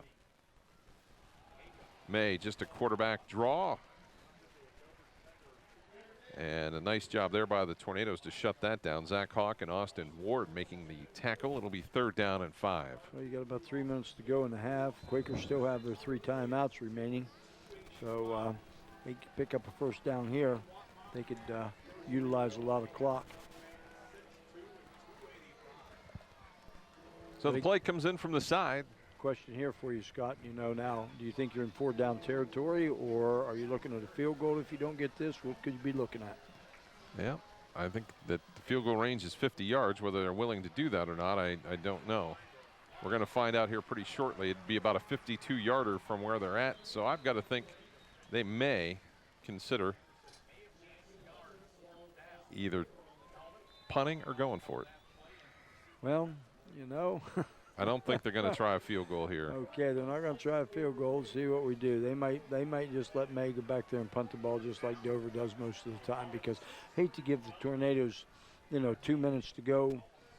Well, they've got to hurry up. They've only got 10 seconds to go here. Well, they can go ahead and let this run out. If they don't, punt the football anyway, give them a little more room. They're going to take a timeout here. Yeah. So 4th down. Now the Quakers have a chance. If they decide to, they could run a play here. But the danger of that is, you've got some time on the clock left for the Dover Tornadoes. Look at it here. If you don't make any yardage, you now got 65 yards instead of possibly 85 or 90 to go if you punt it.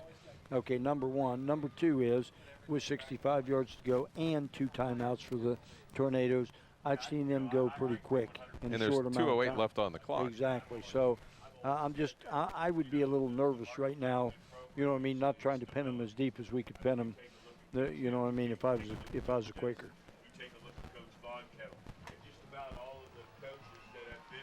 So it'll be 4th down and 6. The Quakers come out as if they're going to run a play, but we've seen Baron May drop back and punt it a number of times. I think that's what you're gonna. I think that's what you're going to see on this play. But the Tornadoes can't necessarily take a chance on that. So on 4th down, May is going to drop back. May is going to let it go down the middle of the field. He's got a man there and nearly intercepted and knocked away. I know you're looking at it saying nearly intercepted, but I'm telling you right now, smart move by the Tornadoes right there, knocking the football down, because now you get the ball up here, and again, 65 yards to go. Ian Sexton with the key tip here. Let's take another look. Yep, he was going up. I just think he just, got it at the high point, just couldn't hold on to it. But instead of getting the ball at the 20-yard line, they're going to get it to 35 now with 2:02 to go in the half and 2 timeouts. We'll see how this turns out here, but that was a big play in the game right there. Huge. Sometimes you got to take a chance to win. I know. 1st down and 10. Old age. Across the middle. It's Kyler Folkert. Nice gain of about 8 yards out to the 42-yard line.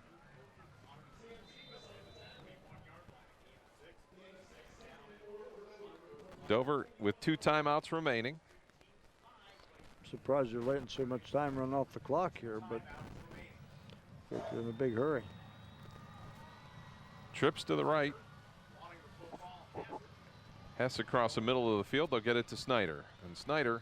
Good job right there. Had nothing to do. Alec Preston with the tackle there for the Quakers. You look at something else too, and I know we look at it a lot more probably than they do, but they're letting the clock run down. But if there's any way they could score, you do realize they get the third, in the third quarter, they get the kickoff. So 3rd down and 4, minute 9 to go. Key 3rd down play here. Sayre drops back. They'll try a little slip screen to Snyder. Snyder has the 1st down and more. To the 45, to the 40, and knocked out of bounds at the 39-yard line. But the Tornadoes can throw that little pass right there and pick up a lot of yardage quick. So that's, that's their bread and butter right there. Great time to make that play call. I mean, you've seen Dover 1 or 2 more times than I have this year, but my question is to you, where they have to get the field goal this time. So Sayre looking to the left side and not sure where he was throwing there. I think he wanted Ethan Snyder. Yeah, I think he just Evan Snyder again, and a little bit too high, but I think one of the Quakers had something to do with that as he come in there with his hands up. That's one thing about a defensive lineman they always try to coach you up to do. If you can't get to the quarterback, get those hands up when he gets ready to throw the football. Over to Hess. That one is definitely coming back as Caden Folkert just rolled up on Baron May. Yes, he did. And that is an easy call.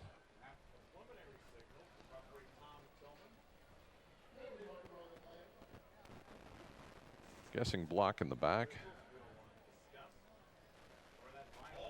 They're going to call it holding. And that'll back the Tornadoes up with 46 seconds to play here in the 1st half. Coming up at halftime, we'll have our MEB Systems halftime report. No, you're not. I think the people that are still over in Philly who that penalty was on. So 2nd down here and 21. And again, it's not so much here. You need to pick up a 1st down, but at least get nothing else. But if you can get in field goal range. Hess looks to go long to the pass down to Snyder. Snyder breaks loose to the 20, the 15, the 10, 5, and near the end zone before he's knocked out around the 2-yard line. Well, I guess I'm a little bit late on Dre Hess throwing the football, but he did her. Big play there, and who knows, maybe early in the game that was the play they were trying to run early on. So now Sayre will take the snap. 1st and goal from the 1. He'll take it himself straight ahead. And they say he is short. It'll be 2nd down. And a quick timeout by the Tornadoes. Well, we didn't get to see the replay because they come out so quick on that, but that was one of those ones that, like you said, that was almost a lateral pass, and Hess just went ahead and caught it and took about 3 steps up to the line of scrimmage like he was going to run it and just threw it down the field. But threw it right to Ethan Snyder. What a great catch, great move to get loose. And now they have Dover right on the 1-yard line with an opportunity here to take the lead and the big momentum into the locker room at You're half. definitely correct on that one. So And then, as you said, they'll get the football coming out in the second half. That's a whole big key right here. If you can score right here before the half and go in feeling good about this game and knowing you're up by 7. So it will be 2nd and goal from the 1. And this one has taken a big turn in momentum. Yes, it has. And like I said, there again, you can go back and we can rehash it, talk about it, but they got the ball on the 35 instead of getting the ball, on the 20 and 15 yards with 2 minutes to go, to me is huge. Sayre with the diesel package behind him. The stacked eye.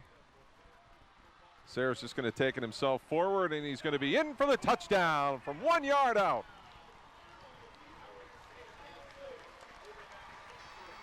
I think they line up the 3 just to push him into.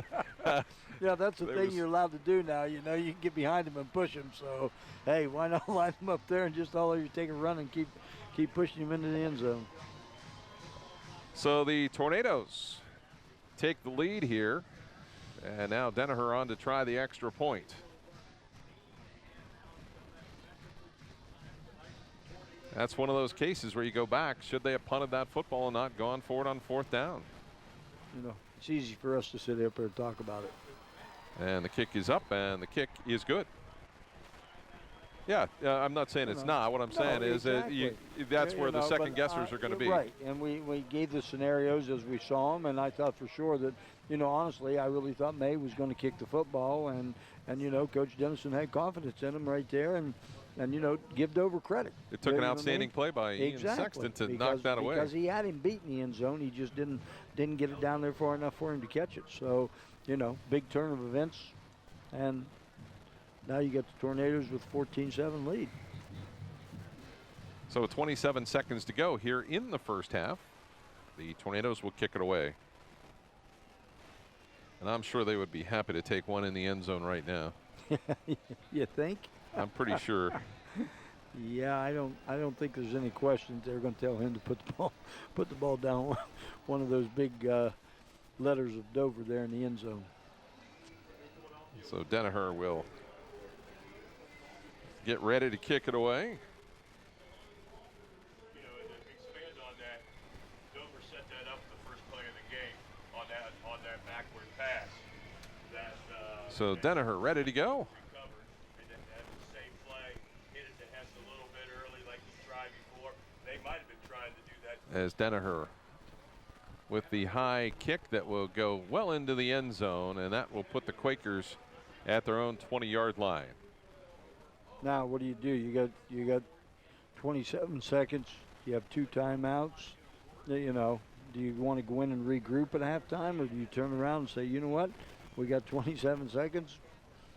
We got 3 downs. Throw the football down the field. So let's see, maybe something will happen. Well, you've got Tavion Anderson, who showed a lot of speed and a lot of talent here in this first half. Kind of a well-kept secret, but he is, I don't believe, out there right now. So we'll see if the Kind of see what happens here on this first play. I think they're just going to take it into the locker room at the half. I'm saying that's what I would think right now, because Coach Dennison looks like he's making.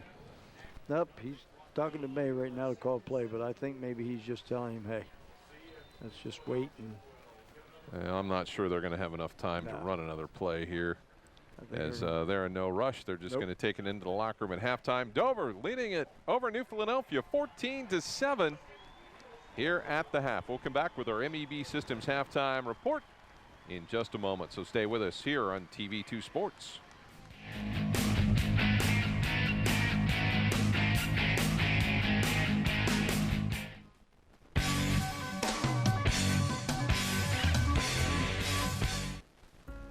Are you recovering from orthopedic surgery, experiencing low back pain, or pain resulting from an injury? If so, choose Trinity Hospital Twin Cities Rehab Center. Their experienced team of physical therapists provide personalized care to help you return to normal activities as soon as possible. Choose the Trinity Hospital Twin City Rehab Center at Denison. Call 740-922-6675 for more information.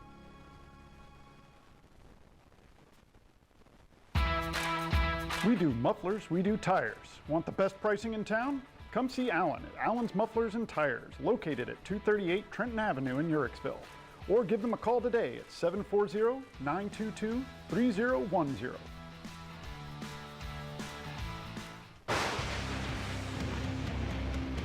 Taking the area by storm, Lightning Signs and Decals specializes in custom signs, banners, and t-shirts. Also available are full business packages. Their signs feature large format graphics, channel lettering, and light boxes and custom laser cut form letters. Visit online at lightningsign.com or visit the storefront located at 224 7th Street in New Philadelphia. Lightning Signs and Decals. We're taking the area by storm. Contact us, 330-440-3129.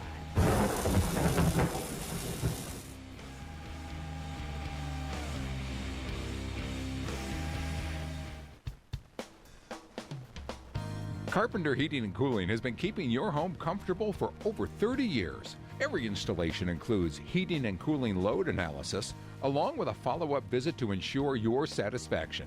Carpenter services all makes of residential and light commercial heating and cooling equipment utilizing custom fabrication and state-of-the-art system checks. Their NATE certified technicians work hard to provide you with total living comfort. Hi, I'm Doug Carpenter. And I'm Chris Carpenter. Come see us online at carpentercomfort.com. Or give us a call at 330-308-8550.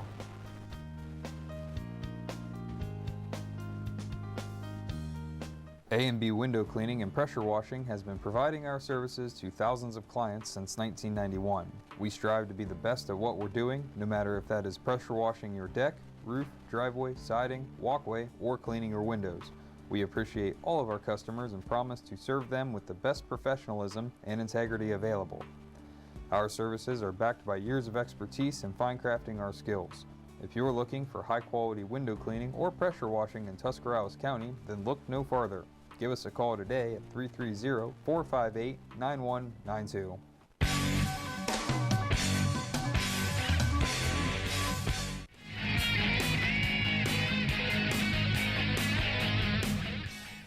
We're at halftime with the Dover Tornadoes leading the New Philadelphia Quakers 14-7. Welcome to our MEB Systems halftime report. MEB Systems serving Tuscarawas and surrounding counties. They're your flat roof specialist. Give them a call today or visit their website at mebsystems.com. So, Chuck, as we kind of look at the first half of action, big key came in the last 2 minutes when Dover was able to score a touchdown right before the half, and now they get the football to start the third quarter. Yeah, that's the thing, Scott. I think it's huge right now. The thing the Quakers have to do is just get in there and regroup and defensively come out. Hey, your offensive defensive line for New Philadelphia has played pretty solid tonight. Get out there. Don't let them go. And you said this right as soon as the half started. You know what? It could be a long night for the Quakers if the Tornadoes just turn around and take the ball down on the field in this one. This is one of these guys. Get out there. They're going to pick some yardage up, make them punt the football, take the ball, see what you got at 14-7. So let's take a look at the first half numbers here while we have a moment. And Chuck, run them down for us. Well, as you know, in typical Dover, New Philly, Dover rushed the ball for 11 total yards. They passed the ball 23 times, completed 18 of them for 195 yards. 206 yards of total offense, no turnovers. New Philadelphia, on the other hand, pretty balanced, 104 yards rushing the football, 3 of 4 passing for 74 yards. And 178 total yards in offense. I mean, it's 14-7 right now. Stats are pretty close. Quakers did have 1 turnover, but, I'm looking forward to the second half. Dover, according to their stats, they're a better first half team than they are a second half team. So that's, for what that's worth, I guess that's kind of an interesting statistic maybe that New Philadelphia can hang their hat on as we begin this second half here momentarily. What's your impressions of what New Philadelphia may have to do here in the second half? you're down by 1 touchdown, okay? You need to come out and do exactly what you did in the first half, because you know what? You were balanced throwing and running the football yardage-wise. You know what? Don't go in there. You don't need to panic. 1 touchdown, Scott, and you're tied up again. You know what I mean? But the key to it is here, I think, early is defensively the Quakers have got to shut down the Tornadoes, because I think they've got some momentum right now. So that's a look at our MEB Systems halftime report, brought to you by our friends at MEB Systems, serving Tuscarawas and surrounding counties. They're your flat roof specialist. Give them a call today or visit their website at mebsystems.com. So the two teams about ready to go here as they're talking about it at midfield and formally telling the Tornadoes they'll get the football here to begin the second half of action. So it's been a good football game. It's just it's turned on decisions, as every game does. The Quakers opting to go for it on a 4th down deep in Dover territory as opposed to punting it and making it a long field for the Tornadoes with a little more than 2 minutes to go there in the second quarter. And that turned out to be a tough decision that was made, and they suffered the consequences because Dover took it down the field and scored on a 1-yard run by Alex Sayre. You know, I'm sitting up here as an old, football coach and things, and I'm thinking, you know what, Dover's so quick strike offense to begin with. I want to make them go as far as they have to go. But you know what, Coach Dennison felt confidence in his quarterback and his passing game, and he had him beat. He just didn't, lead him far enough to get 6 points, because it could have been 14-7 the other way, But that was one of those things. They got the ball on the 35, and boy, it didn't take them long to, get down the field. So, hey, it's a good Dover Philly football game. I know the fans, I'm sure, would like it to be 35-30 or something at the half. But, hey, this is typical Dover New Philly. The opening kickoff here for the second half brought to you by Carpenter Heating and Cooling, located at 946 Cookson Avenue southeast in New Philadelphia. Looking for year-round comfort, you can reach them at 330-308-8550 or visit them online at www.carpentercomfort.com. Dre Hess and Kyler Folkert back deep for the Tornadoes to receive the kick of Storm Elsesser of the Quakers.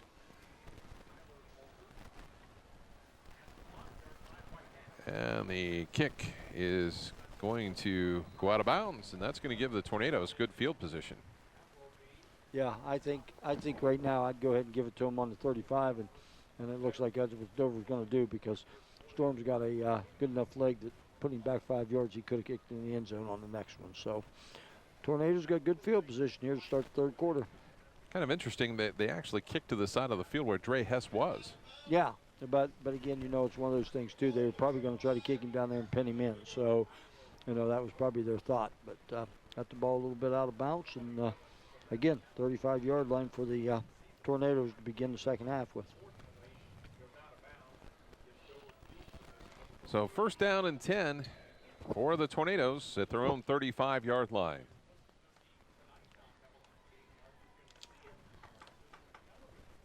As Alex Sayre out of the shotgun, dropping back, pressures on the outside pass to Hess. Hess slips a couple of tackles, but Alec Preston there to make the stop for a loss of 2. And that's exactly what the Quakers must do right there with number 11. You just can't let him make you miss, because once that happens, that 1 and 2 yard gain turns into about 20. So good job by the Quakers on that. 2nd down and 12 as Caden Folkert is wide to the left side along with Hess.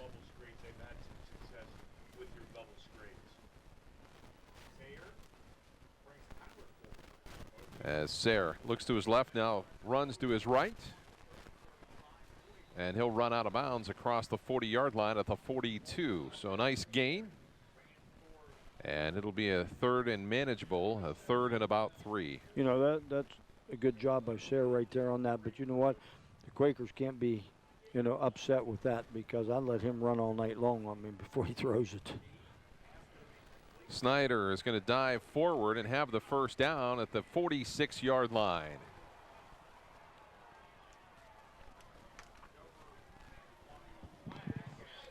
The Dover fans wanted a flag on that one right there, but I'm not quite sure you know.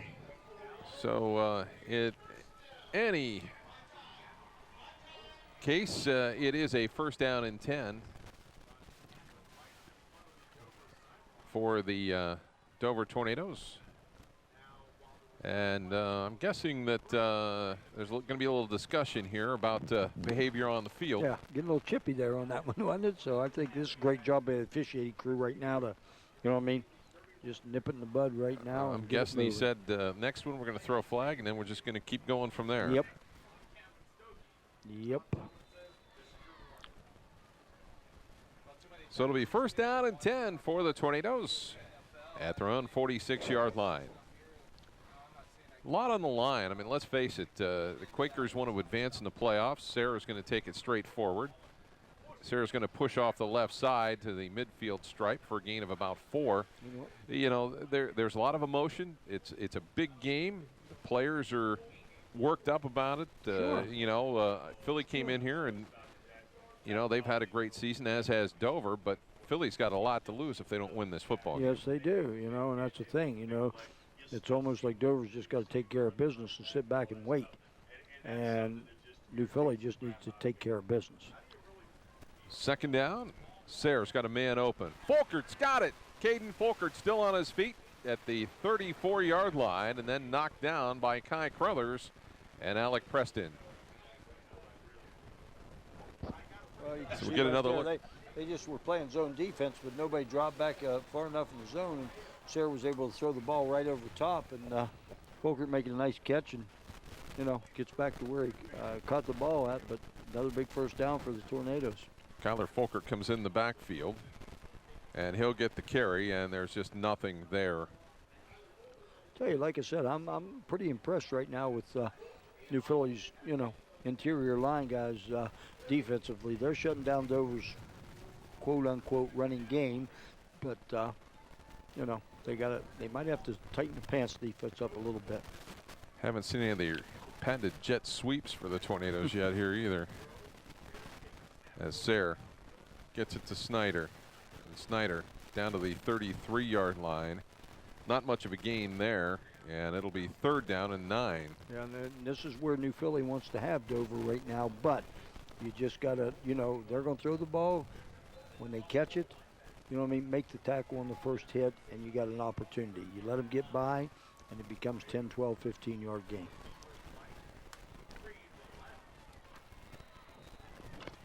And now penalty flag comes in late.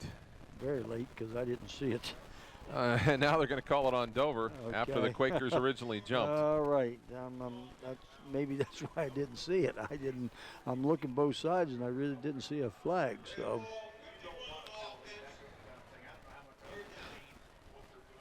Well, so it'll be third down and 14.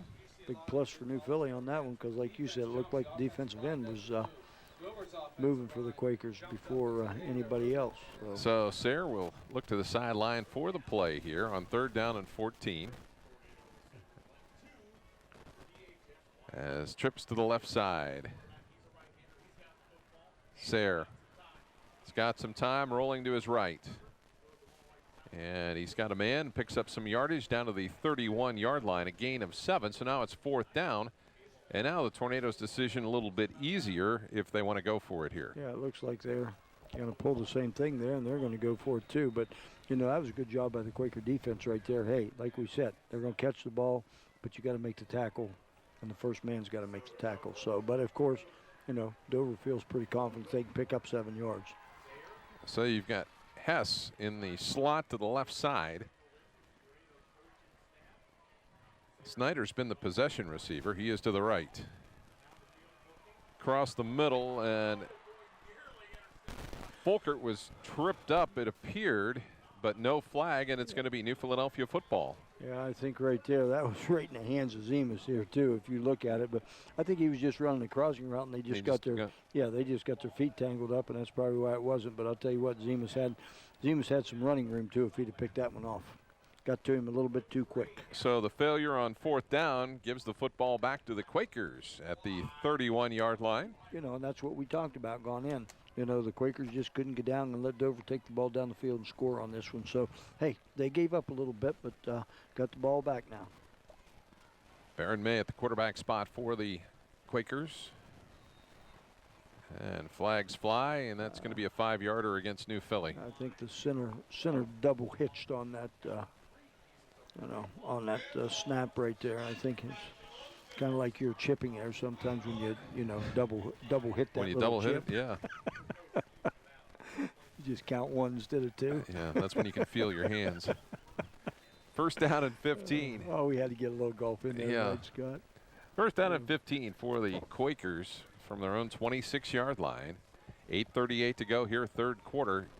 Dover leading New Philadelphia 14-7. Austin Cole to the right side. The handoff off the left side as Kai Crothers didn't make too much there, and nice job on the tackle by Zach Hawk. Trying to offset that back a little bit and running back inside. Dover was pretty much slanting to the wide side of the field on that and slanted right into the play. So second down and 15 as no gain on the play. Trips to the right for the Quakers as May looks down the middle of the field. Man is there, and it's incomplete, I think intended for Walker. Yep. At about the 40-yard line, so that'll bring up third and 15.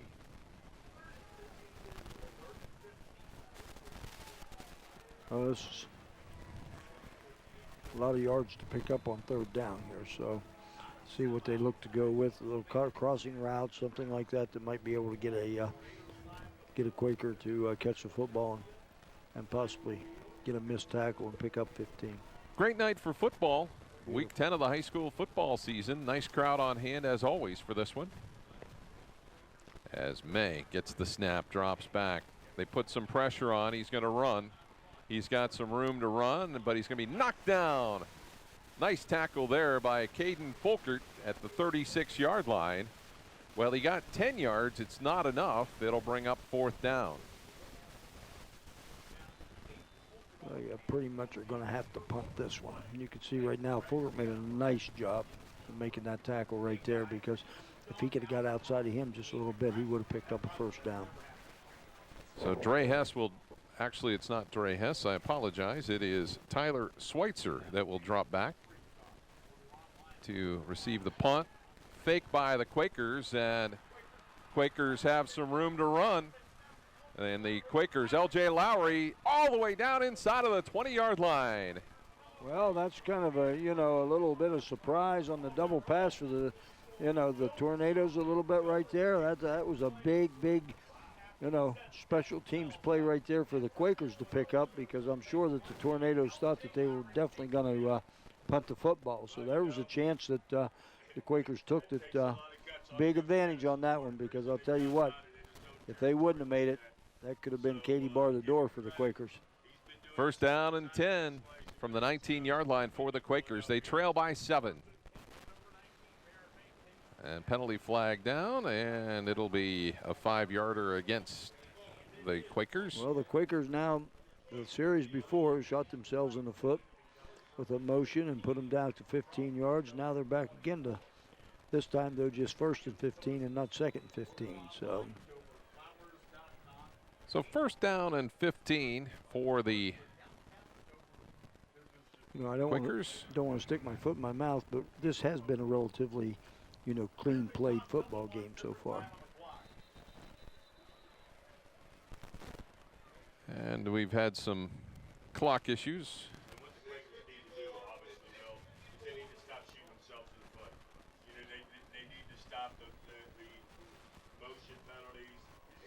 So they will have it first and 15 at the 24-yard line.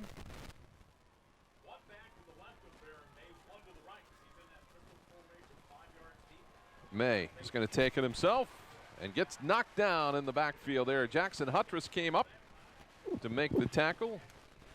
And also in there was Jeff Bilski. A little bit of a, run on that one there, thinking they'd get the Tornadoes off with both backs in there, but they did a nice job right there as containing May right at the line of scrimmage. So second down and 14. It becomes a little tougher to throw the football down in here inside the 25-2. So might have to see Carruthers pick up a big yardage here. May rolling to his left. In trouble. He's going to take it and be knocked out of bounds at around the 17-yard line. Big play there by Brady Blair to make the tackle. It'll be 3rd down. Well, now you're in a situation, too. You don't pick up a first down. You are in field goal range, and you know, you're moving the football.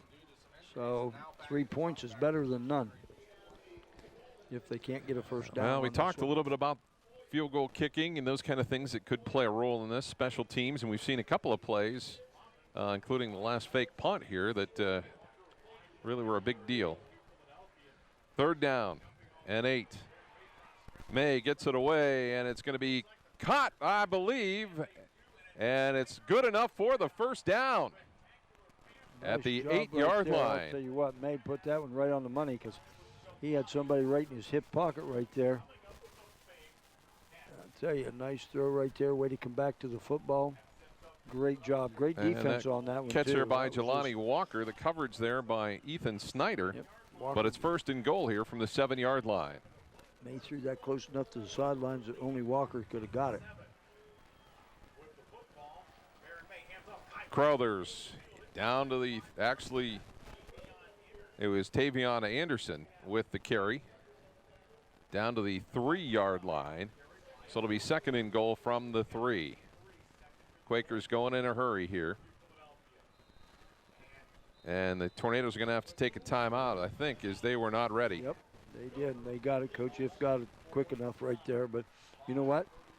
It's a huge timeout right now in the 3rd quarter. So remember that and put that one in your hip pocket. Well, the Quakers are on a roll here. So it,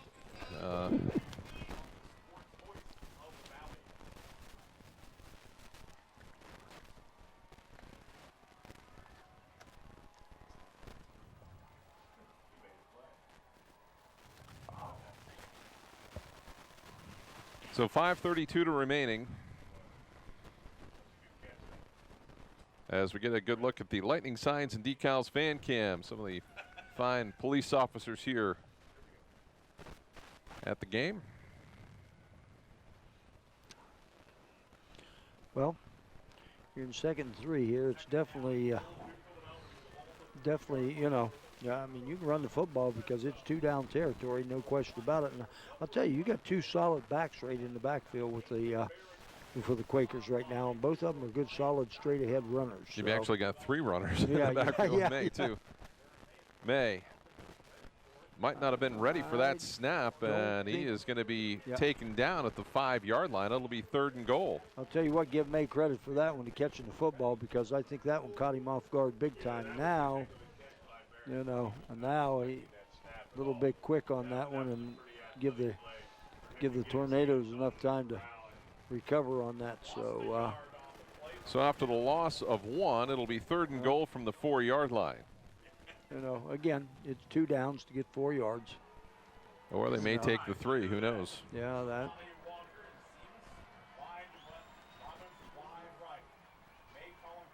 May rolling to his left, in trouble, throws at the corner of the end zone, touchdown, Quakers to Sam Zemas. Good job right there. Zemas come all the way across the field on, I believe here. Let me see. No, he came from the slot position, just ran it out. May just throws it out there. Good job. Cut right in front of him, and Zemas picks up another touchdown. So now we got us a brand new football game with an extra point. So the Quakers within an extra point here of getting even. Elsesser on to try it. Kick is up, and the kick is good, making it 14-all. Still anybody's football game. It's it was a time where Dover had their hands, hands on it, and yeah, you kind of felt from, you know what I mean, the middle of the 2nd quarter, you know, on that Dover was having the upper hand both offensively and defensively. But you know, Quakers stepped up, a couple things went right for them, and right there, May did a nice job, you know, making some key completions right there and put the Quakers right back in a tie football game.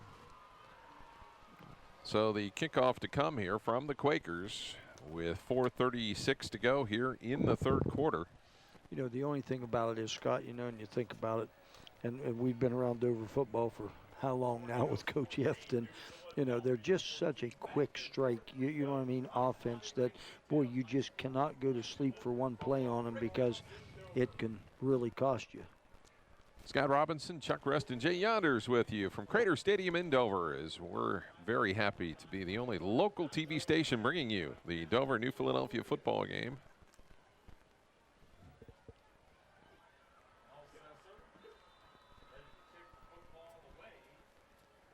As Elsesser will kick it away. And that will go all the way back as Kyler Folker picks it up at the 1, out to the 10, to the 15, and out to about the 18-yard line. Nice return right there by Folger to long way to run to the be 18, 2 yeah. yards short of where he would have been if he'd have just let it go in the end zone. Yeah, ran 45 yards to get 17. So it'll be 1st and 10 for the Tornadoes at their own 18-yard line.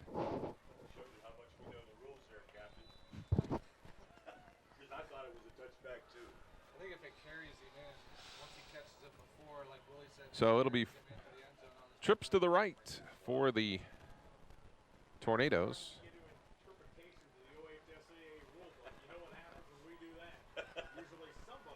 Out of the shotgun. Sayre trying to get out of trouble, has some room to run. And he'll be knocked down around the 23-yard line. So he made something positive out of that. It looked like he could have been trapped in the backfield. Yeah, I thought they were going to get him in the backfield, and he was able to get outside. And he kept it, and that's a great thing about a good quarterback. He keeps his eyes down the field and keeps on running. So he was able to pick up about 4 yards. Sayre, the quick pass to Hess. Hess has got some running room at the 30 and out to the 34-yard line. A first down for the Tornadoes. That's that play right there that you can see it one time, you can see it 100 times. And I'll tell you what, they just keep picking up yardage on that. And Hess is probably one of the best, around at that because he's so elusive. Good job there by Zemas to knock him down. It's 1st down and 10 for the Tornadoes at their own 34. 3:47 to go, third quarter. Sayre out to Hess. And then Hess will be knocked down there by Caleb Robbins.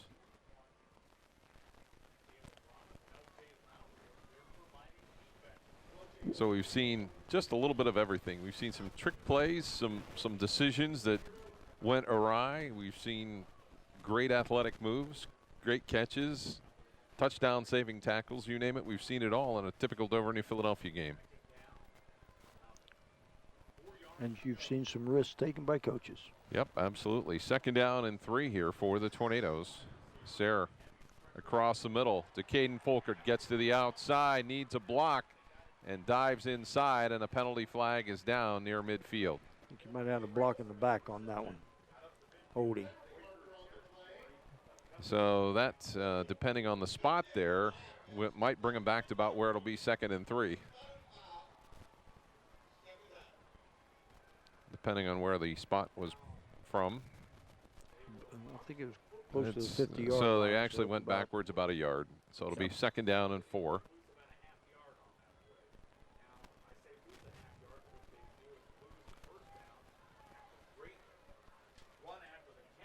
So 2nd and 4.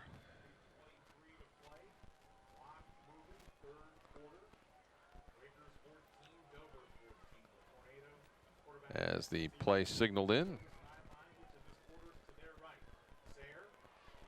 Sayre can't get it away, and it's sacked by the Quakers. As Tavion Anderson moves in there from his defensive end spot and makes the tackle. He has made some nice plays from that defensive end spot tonight. He's a pretty good pass rusher for the Quakers. 3rd and 13 here for the Tornadoes. 2:44 to go here, third quarter. We're tied up at 14-14 on the Kent State University of Tuscarawas scoreboard.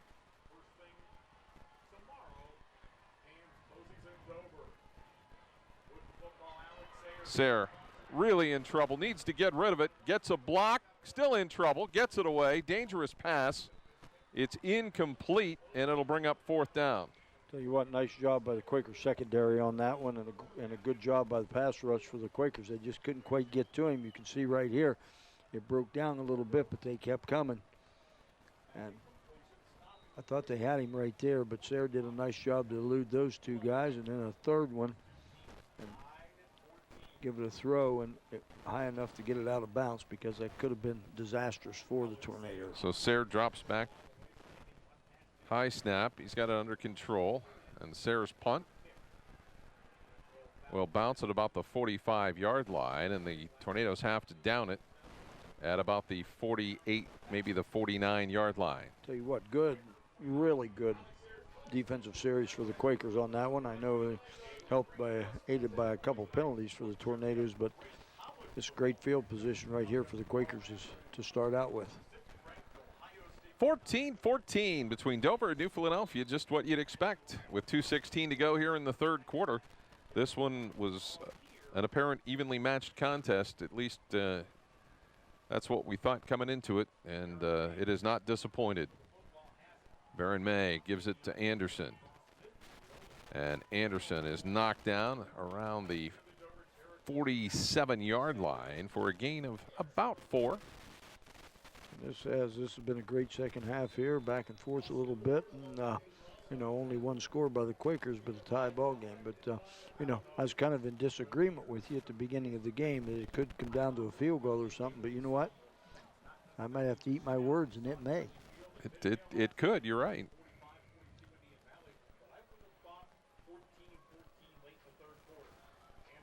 The handoff to Kai Crothers, spin move, and he keeps going and finally knocked down there by Mason Milburn. That's something you think about a little bit too, as you know, with New Philadelphia's running game, as you can see Carruthers right here, he just keeps his feet moving, and he picked up another 7-8 yards after he got hit. But how much is this wearing Dover's defensive line down here with those two guys in the backfield, actually 3 guys in the backfield pounding you.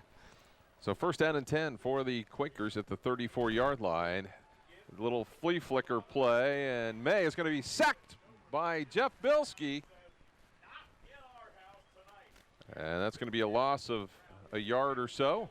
I think May, if you look at it, he was actually looking to the left here to one receiver on this side, but he got held up at the line of scrimmage and couldn't get out, so he couldn't get, he couldn't look. Both guys were covered over on the right-hand side, so smart move by May to just eat it right there and just lose a yard. So 2nd down and 11 as we're down under the final minute of the third quarter.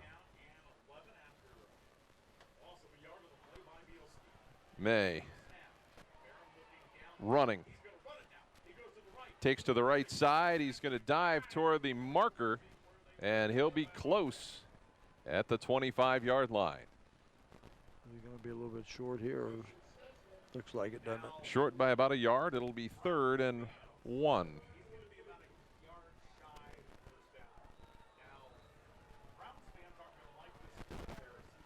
Well, again, you would certainly hope that if you're a Quaker fan, they could pick up a yard with one of those two backs they have back there. Well, it's just going to be Crothers in the backfield this time with May. And the Tornadoes force the Quakers to take a timeout here. Well, that kind of evens things up now, because Coach Dennison didn't want to take that one, and Coach If didn't want to take him, with both sides that their players weren't set up and ready to go. So, now you're going into the fourth quarter with 2 timeouts, but Coach D knows how important this 3rd down is right here. But, Scott, we're down at the, 20-yard line. Got to get to the 19. Don't make it. Tie ball game now. You're going to bring in your field goal kicker and try to have him make it and go up 17-14, or are you going to go ahead and try to make a 4th down play? Well, I'm looking at that saying, you know what, if you can't make a yard and 2 downs. So you're going to go for it. That's not my call. We aren't in that situation yet. We'll see how it goes. I understand. I'm just asking. You got to be thinking ahead a little bit. I think it's 2 down territory for the Quakers, because they know a field goal is not going to hold up. No. So many things can go wrong in a special teams play like that. Yes, it can. And, if you look at it, you're actually talking, 25, 35, 47, or 40, about a 47-yard field goal.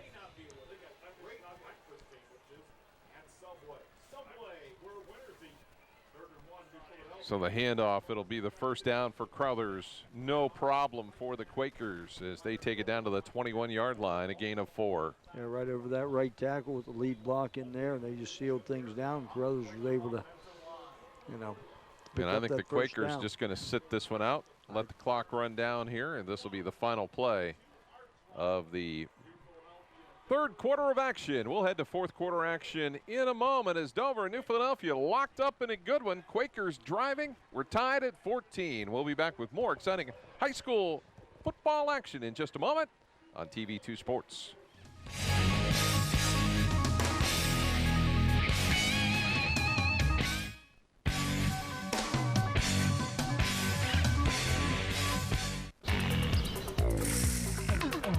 How could I possibly be expected to go without Domino's on a day like this?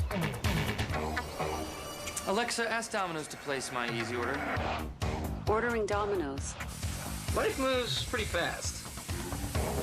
If you can't track your pizza, you could miss it. Order 2 medium 2-topping pizzas for just $5.99 each and track them on your favorite device. Omni Orthopedics comprehensive programs provide early diagnosis and successful treatment for every musculoskeletal problem. With more than 30 years of orthopedic experience, their physicians offer patient-centered treatment for all ages. From evaluation to rehabilitation, your treatment plan is designed around your needs. Omni Orthopedics specializes in sports medicine, the spine, physical medicine and rehabilitation, foot and ankle, and hand surgery. If pain makes activities like climbing stairs, standing or walking a challenge, turn to the home team at Omni Orthopedics. Their mission is to provide you with the highest quality and most advanced orthopedic services so you can get back in the game. Located in the Oxford Medical Arts Building, Omni offers a full-service facility including digital x-ray and physical therapy. So there's no need to travel when quality care is so close to home. Omni Orthopedics, setting the standard in orthopedic care. Grace Lutheran Church is located on the square in downtown Dover. Worship services on Sunday mornings are at 8 and 10:30, with Sunday school for all ages at 9:15. Reverend Donald Rice Jr. is senior pastor. Grace Lutheran is knowing Jesus through a variety of Bible studies and other learning opportunities. Grace Lutheran is showing Jesus through its grocery bag ministry and other outreach programs. Join us in knowing Jesus and showing Jesus at Grace Lutheran Church in downtown Dover. All are welcome. Well, I woke up to the sound of silence and cars. We're cutting like knives in a fist fight. And I found you with a tear in your eye, your head in the curtains and heart like the 4th of July. You swore and said we are not shining stars. This I know, I never said we are. If you're lost and alone, or you're sinking like a stone, carry on. May your past be the sound of your feet upon the ground. Carry on. Carry on, carry on. We are shining stars. Carry on, carry on. We are who we are. Tonight's game is being brought to you by New Point Community Church, located at 3950 State Route 39 Northwest in Dover. Join us on Thursdays at 7 p.m. for our early weekend service. You'll experience practical teaching, excellent worship music, and an exciting community of people. The meat and potatoes of a Sunday service now on Thursdays. Environments for kids, birth through 8th grade, are also available. Or visit us on Sunday mornings at 9 and 11 a.m. Check out newpoint.org for more information.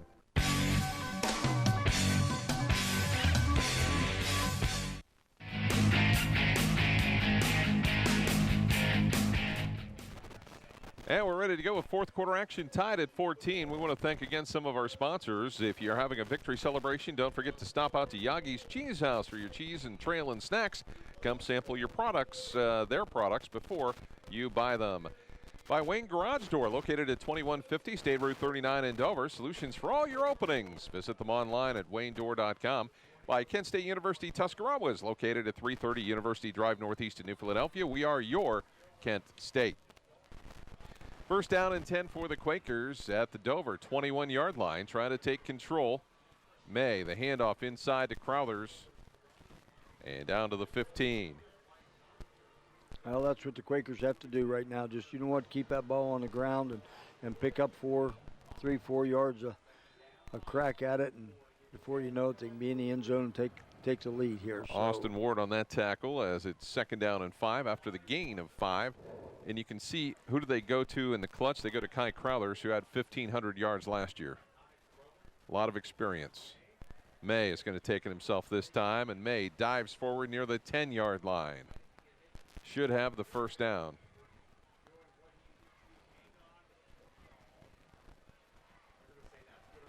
Good enough for a first down right there, too. And that's what the Quakers, pick up those 4 and 5 yards. And not only are you taking time off the clock right here, but if you can put it in the end zone, you got to feel pretty good about yourself on this drive. We also want to say thank you to Dr. Nathan Springer, located at 107 Ray Avenue Northeast in New Philadelphia. Also to the Holiday Inn Express, located at 145 Bluebell Drive in New Philadelphia. Think of us for your child's birthday party with the use of their meeting room and indoor pool. First down and 10 from the 11 for the Quakers. Tavion Anderson tries to juke it to the outside. Dover out there, and he's able to get back to the 10-yard line. Maybe he almost gained a yard, and it'll be 2nd down and 10. He did a good job right there of at least getting back close to the line of scrimmage, because he was wrapped up about 5 yards. Great stiff arm right there by him, and then straight ahead, dive down, and like you said, get right back to the line of scrimmage. But 2nd down and 2nd down and 10 from the 11. May under pressure from the Tornadoes. The pass across the middle. Touchdown to Sims. Incomplete. Right through his hands. Penalty flag is down. He knew it right there, too, because I'll tell you what, that hit him right on both hands. But boy, did May put the sugar on that one, throwing it. So a 15-yard penalty coming against the offense. And wow, I thought that was all but. Yeah, he had him right in the hands. I mean, it was perfect. Wide open. Perfect pass route by Zemas and a perfect throw by May. But like I said, he had a little hot mustard on that one, and I think Zemas wasn't ready for it. So it'll be 3rd down. And that changes everything right there. That changes a lot right now. So that'll make it 3rd down and roughly 23, 24 maybe. So they have to get to the 1-yard line for the first down. Now this is one of these things, Scott, just get down there and pick up 15 yards or so, and then, put it in the hands of your kicker right there if you can. And that's what I think they were thinking. Coach Dennison was thinking, just let May run the ball and get it back to the middle of the field. And now. And here comes our field goal attempt.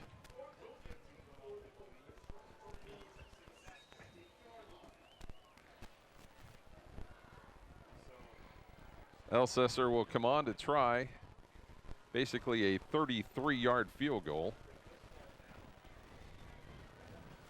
with 9:42 to go in the game. Kick is up. The kick hits the left upright and goes through. It's good. Well, not only did that special teams work, he got a little help with the. Well, the left-footed kicker gets the English on that one. English on that one. So 9:35 to go here in the 4th quarter. New Philadelphia takes a 17-14 lead on the Elsesser field goal of about 33 yards.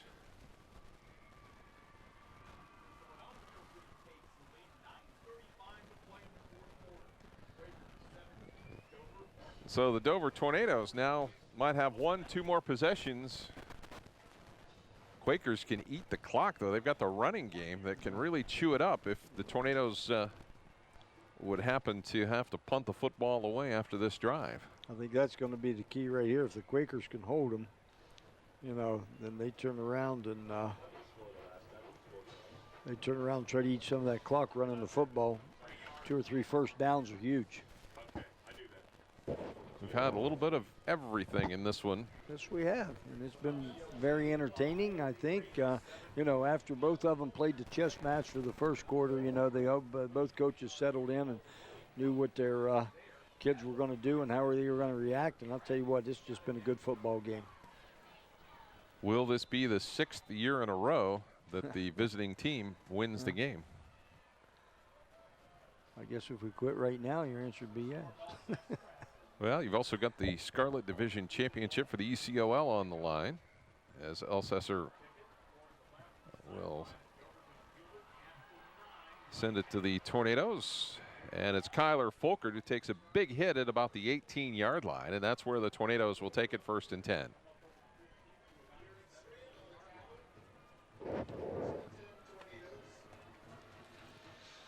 So coming up following our game, we'll be naming our McDonald's Player of the Game.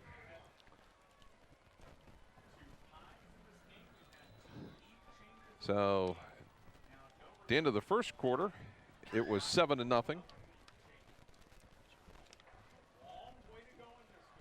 Then it was 7-7, 14-7 Dover at the half. Tied up 14-14 in the third quarter. Here in the fourth quarter, the Quakers kick a field goal, and they lead it 17-14. Kyler Folkert comes into the backfield. Sayre will drop back, gets it to Kyler Folkert. Folkert spin move to the 23-yard line for a gain of 5. You know, you look at him right there, caught the ball about 3 yards deep behind the line of scrimmage and, you know, picked up 5 yards and didn't even look like it. Sam Zemus with the tackle. It's 2nd down and 5. Clock running down near the 9-minute mark remaining in our football game. Sayre to Hess.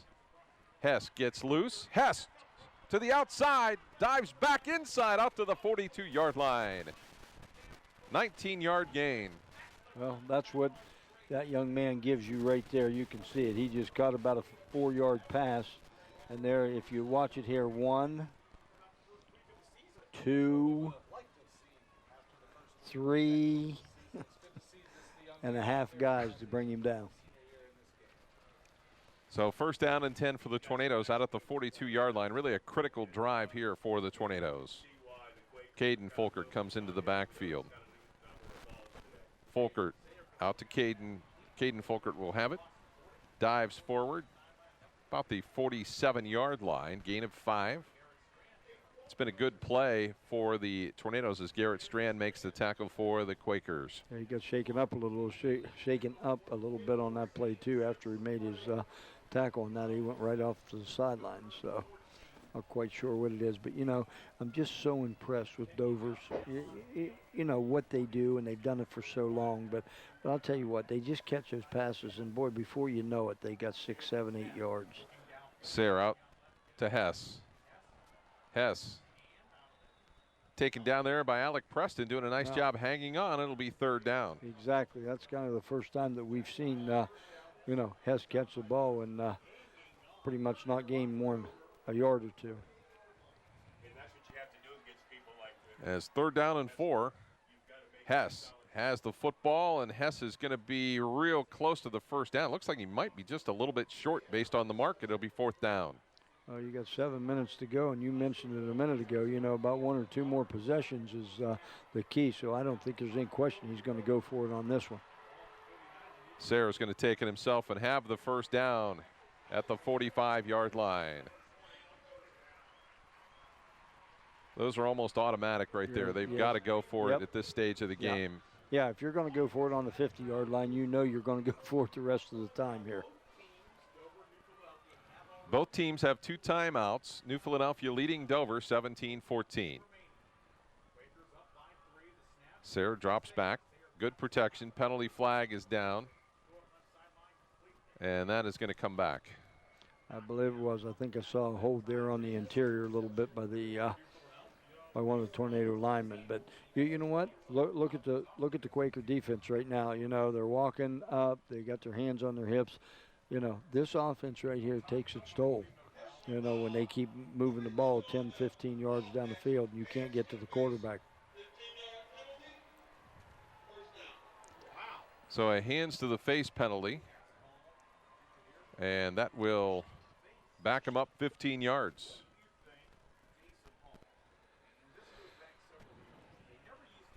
So the Tornadoes will have a 1st and long. I would say real long, isn't it? Look at that. Yeah, it's going to be probably Oh, my 1st and 25. Yep. Roughly. I agree. It's a college and the pros, I get it. But the high school, no. That's Sarah, the pitch inside to Hess out to the 43-yard line. Short gain. They have a long way to go and a little amount of time to get there. I'll tell you what, give the Quakers some credit right now that they are shutting him down here in the last 2 or 3 times he's touched the football. And we've got an injury for actually, I think they're just tying a shoe over there. And you know something else too, you got to think about. I know he's a senior and everything, but 6 minutes to go. He's played the whole football game. He hasn't played a whole football game for what, 6 weeks, 7 weeks. So you know it may take a little. He might have just a half a step slow too, that the Quakers can make a play on him. So 2nd down and 22. They've got to try to get something downfield here. Sayers got him in. It's Caden Folkert knocked down around the 46-yard line. And the Quakers right now are okay letting them catch the ball, but we talked about it before. Hey, if they're going to catch it, that's fine. But you know what? You got to make the tackle right there. You can't have one man miss because it's another 5-6 yard gain for him. So really, we're in a situation where it's 2-down territory, and it could be the last drive of the game for the Tornadoes. Yeah, very, very much so.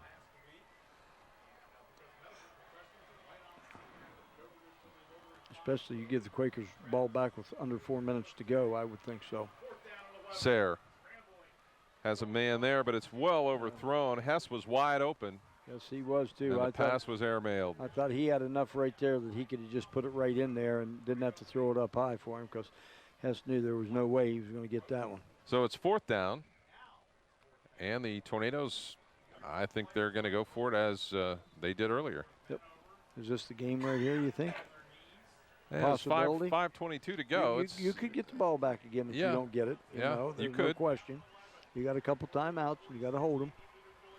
They're going to punt it away. Okay. That was another option. That's going to be pretty good punt right there. Boy, I'll tell you what. Get you down to at the the 1 yard line. 1 yard line. There you go.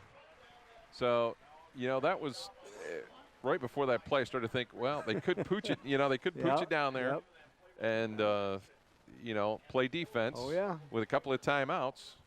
Yep. But it's critical. They got to stop them. Well, like I said, you might be able to give New Philly 1 first down, you know, something like that. But I'll tell you what, if you give them 2 first downs, that might be enough for the Quakers to come out of here with. Well, the Quakers like to run out of that shotgun formation, and now you're back on your own 1 yard line. You know, you get a bad snap. Yep. You know, somebody drops the football, you get a turnover. I mean, all those things that come into play now. But the key is, too, you know what I mean? When you do it all year long, you can't change when you're on the 1 yard line.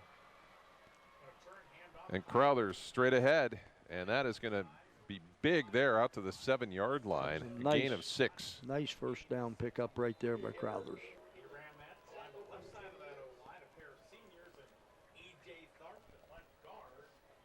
So it'll be 2nd down and 3 here. This could be the drive of the game here for the Quakers.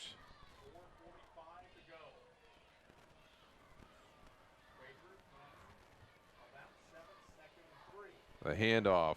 1st down for the Quakers as Baron May will take it himself. Well, that's that 1 first down I was telling you can go ahead and give them. You can see right there, May had the ball, but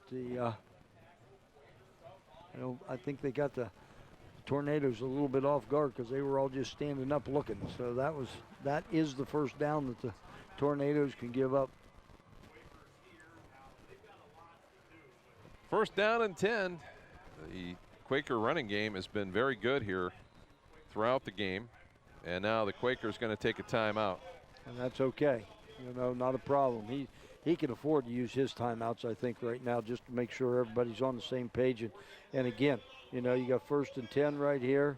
Hey, you're in a good situation. One more first down, and boy, you can start looking at the clock at that point in time. Well, it's 4:11 remaining here in the ball game, and the New Philadelphia Quakers leading Dover 17-14.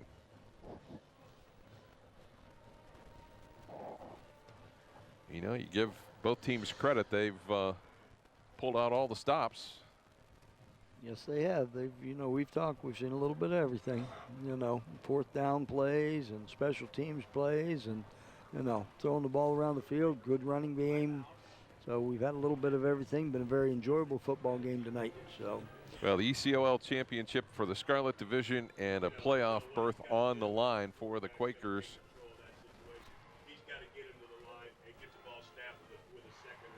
As May sets the offense.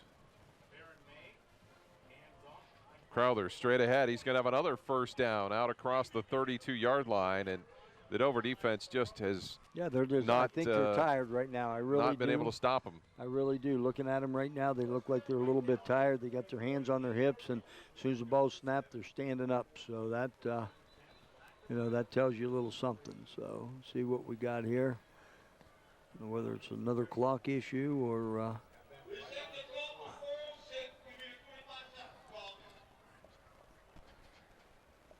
They're really watching the clock tonight.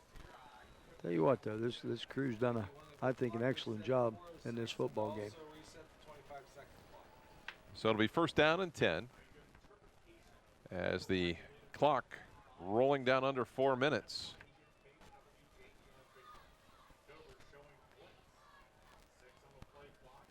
May gives it to Crowther straight ahead. Submarined at about the 40-yard line. But you know what? What is that, about a 5-6 yard pickup right there? So that's just what it's got to continue, because now they can take this clock, another 20, down to 23 seconds before they have to snap it. So you can almost be at the 3-minute mark when you snap the football. Quakers looking pretty good right now, but Dover does have a couple of timeouts. Well, they just got to get a stop. And they have not shown that yet. And they didn't show it there again, as it's another first down. Or it's going to be close for sure. I think they're moving the chains right now. They're going to move the chain, so another first down. Now Dover's got to think about right here on when they're going to use one of their 2 timeouts remaining. And I think that's what it's going to be now. You're not going to see New Philly anything but a lot of Kai Crowthers, I would think so. A handoff to Crowther straight ahead. The pile moves forward. A little better job right there by the Tornado. And Dover's going to take the timeout at 2:45 left. And, they can't stop it enough. They're not going to, if they do get the ball back, they're not going to have a lot of time. No, they will not. No, because you look at it right now. It's 2nd and 7, so you got at least 50 seconds to go off the clock just in these 2 plays. So that's gonna get it down. And again, as we get a lightning signs and decals fan cam, I would certainly think one more first down here for the Quakers, and that just might reel it in unless there's some sort of a turnover. Lightning Signs Decals taking the area by storm. They specialize in custom signs, banners, graphics, and LED indoor-outdoor signage. You can check them out for all of your school sport graphics and signage. Visit online at lightningsign.com or visit their storefront at 224 7th Street in New Philadelphia, 330-440-3129. Also, again, thanks to Kent State University at Tuscarawas for sponsoring our scoreboard all season long. As far as playoff football goes, you'll have to stay tuned to TV2, and we'll update everybody on that situation here once it becomes a little more clear later on. 2nd down and 7. May to the outside. May still on his feet. May finally stopped, and they'll keep the clock rolling. Well, this right and here. Dover will take their final timeout. Yep. I would think this is it, because this is big play right here for the Tornadoes, because you shut them down right now. I would certainly think that Coach Dennison would punt the football and then play defense. But, yeah, you know, you never know. But I would certainly think that would be on his mind right now, of becoming a little bit conservative. So 3rd down and 5 here for the New Philadelphia Quakers. Biggest game of the year, biggest play of the year right here. For both teams. For both teams, absolutely. Dover trying to salvage a season that has not turned out the way they had hoped, even though they've won in 6 games already. Yeah, it was definitely not the season that I think Coach If thought gone in. But you know what? His schedule was pretty brutal this year, and you know, he doesn't back down for playing good football teams. So we'll see what transpires here. 3rd down and 5. Crowther's in the backfield. Tornado fans up on their feet here on the near sideline. This is for the game right here. And he's going to be stopped. Crowther stopped at the 49-yard line. And they're going to get the football maybe with 1:30 roughly. Yeah, they're going to, now they may, yeah. Maybe a little better than 2 that. minutes maybe. You know, they're going to punt football, so. They're going to get it with about 2 minutes. Yep. Quakers are going to have, they still have 1 timeout remaining. Look who's going back to get the punt. Yep. Dre Hess. Wonder why, huh? Well, this is his chance. He's trying to salvage his senior season. As Hess able to field it at about the 16-yard line. Well, and then took a hit right away. But now the Tornadoes have plenty of time, actually, 1:56. Is this vintage Dover Philly right here, that one team's got the ball with, you know, 2 minutes to go, and it's all on the line right now. And I guess as a fan and even us, you know, yeah, what this else is would what you want right here. You know? This is it. So I'm sure that, you know, they went over the double pass, things like that. I don't think you're going to see much there. I think you might see. Now, the only thing we haven't seen from Dover here is a little bit of hook and lateral, something like that they might come up with. So we'll see. So 1st down and 10 for the Tornadoes at their own 17-yard line. Sayre takes the snap across the middle to Hess. Hess gets to the outside. Another spin move out to the 30-yard line. See, that's another thing you got to do right there. Realize, too, that, you know, Dover keeps picking up 1st downs here. It stops the clock for a little bit to move those chains so they can get up and get ready to go. So the play called, 1:46, clock rolling. No timeouts remaining. Sayre gets it over to Folkert, out to the 37-yard line. They need to do better than 7 yards a catch. Well, either that's 7 yards a catch and get out of bounds. You know, that's the thing, because that clock's running right now. So 2nd down and 2. The other thing, too, is they could get into some field goal range. And that'll stop the clock here with about 1:18. Danaher, excellent field goal kicker. I mean, but they've got to get 40 to 50 yards yet. I was going to say, you can give him an opportunity of 50 yards, I would think, tonight, because there's hardly any wind blowing or anything. So Sayre drops back across the middle. Hess will have it. Hess down the sideline. Hess is going to get out of bounds at the 41-yard line.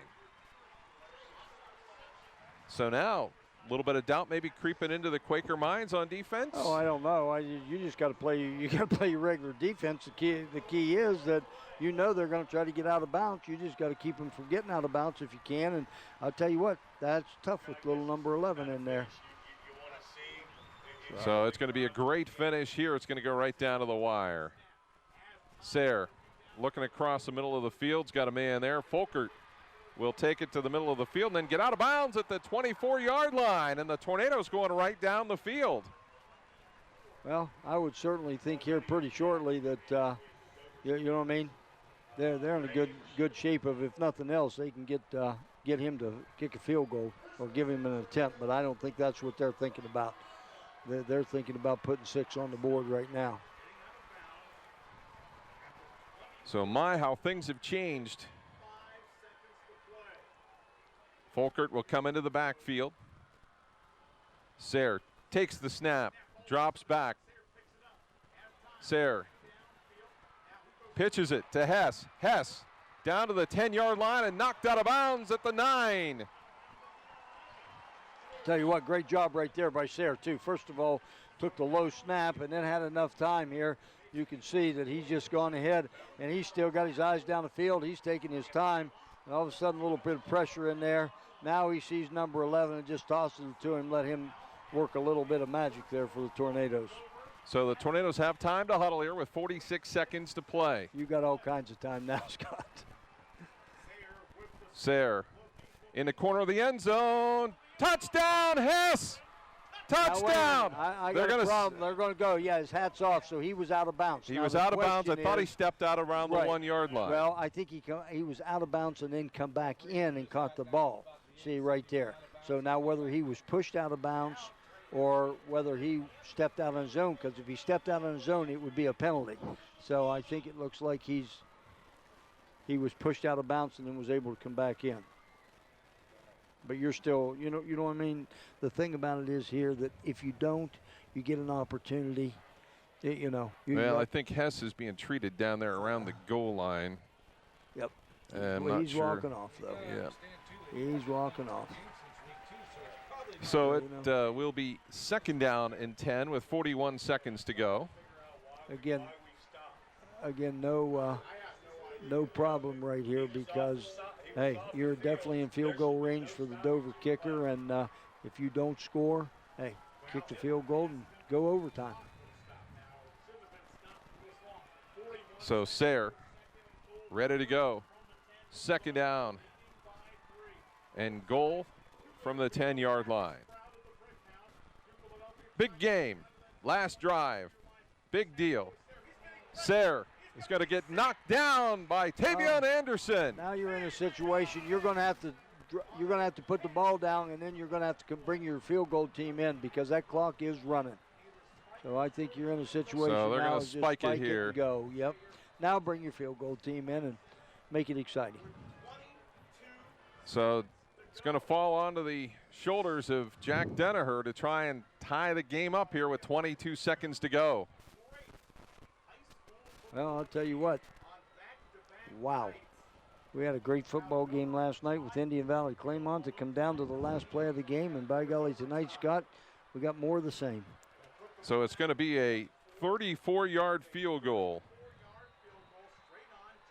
So now we're going to take a timeout, I think, by the Quakers. So that's their last one, so they're going to try to ice him. So with 22 seconds to go, Danaher will try this field goal attempt. He's been solid all year. And I believe it came down to a kick last year as well.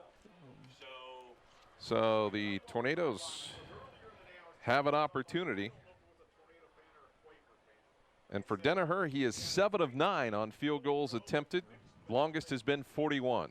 Oh, he's a little inside of that one right now, so I think he would probably feel pretty good about himself. But I'll tell you what, how could you want more than a football game like this? Oh, this one's going right down to the wire. It's just been a very well played football game. We've seen throwing, we've seen running, good runs.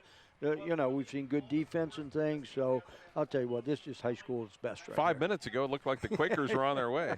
Yeah, we kept going, just get a few first downs. Finally, the Dover defense stopped them, and the key play there was just that shovel pass to Hess that got him in position here.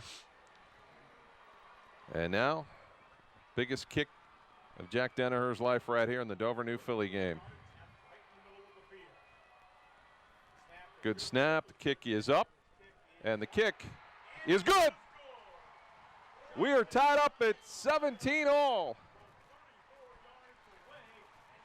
And that's with 18 seconds to go in our ball game. Well, in regulation. Pretty much have to think that overtime would be a definite possibility now, wouldn't it? You would think it's a possibility for sure, and that's got to be devastating to the Quakers.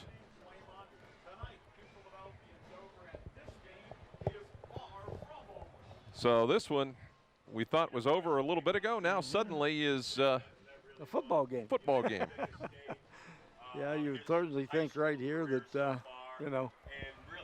18. And I'll tell you what, you know, you get back and look at them, both of these kickers are really solid for both teams. And you would certainly think that there's going to be some colleges out there looking at these guys. And Are you going to doubt me when I say field goals could be important?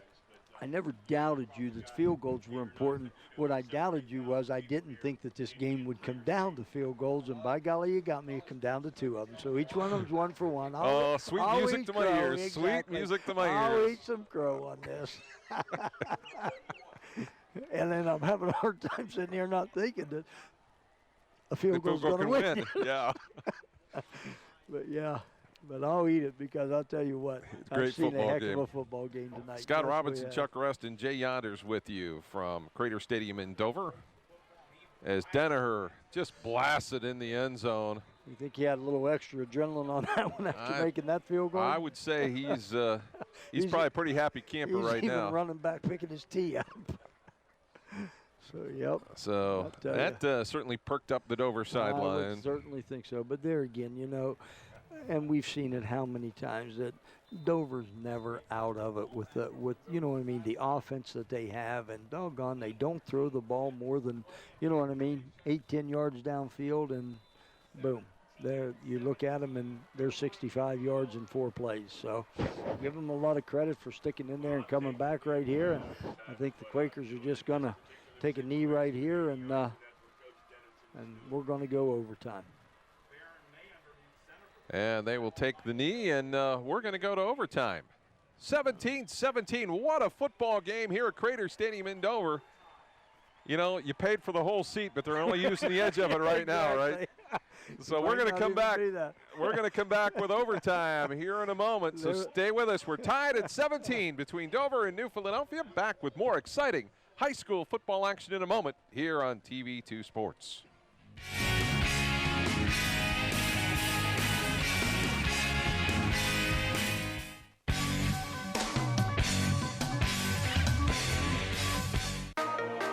I think the hands-on aspect is going to give you an opportunity to explore, find out what you're good at, what you like, and you're not going to have mountains of debt. What you're going to have is a marketable skill that even if you don't love it, you can use that to pay to go on to college and get that degree.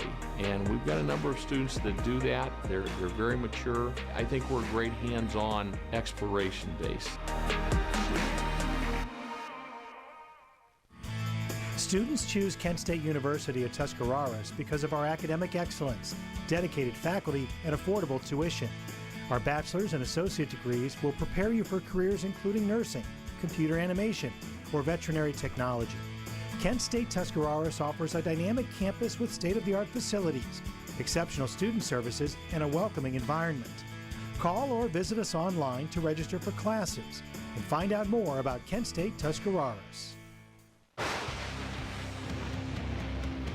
Taking the area by storm, Lightning Signs and Decals specializes in custom signs, banners, and t-shirts. Also available are full business packages. Their signs feature large format graphics, channel lettering, and light boxes and custom laser cut form letters. Visit online at lightningsign.com or visit the storefront located at 224 7th Street in New Philadelphia. Lightning Signs and Decals. We're taking the area by storm. Contact us, 330-440-3129.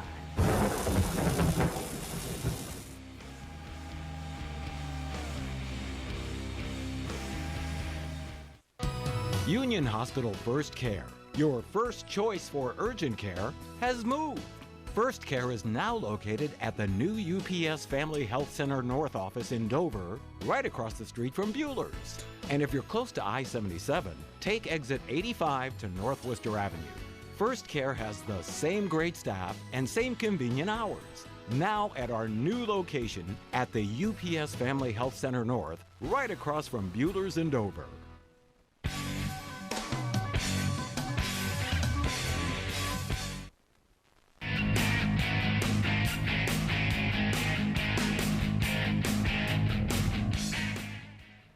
And we return to Crater Stadium in Dover as we get ready for overtime between Dover and New Philadelphia. And Chuck, the Dover Tornadoes are going to be on offense first. Yes, they are. New Philly won the toss.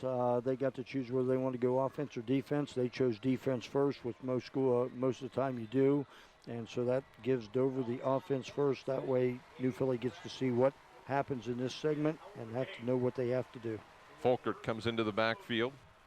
Sayre, the pass. Caden Folkert's got it to the 8-yard line before Sam Zemus brings him down. It'll be the 1st and goal from the 8. How much pressure is on the defense here? A lot, because you know and you've seen, and you got to think Dover feels pretty good.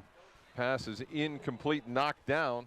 It was a good job right there by, I think, Zemus on that one to knock that ball down. So it'll be 2nd and goal from the 8. They were trying to go that little screen play. Yep. And New Philly was ready for it. 2nd and goal. So the play is in.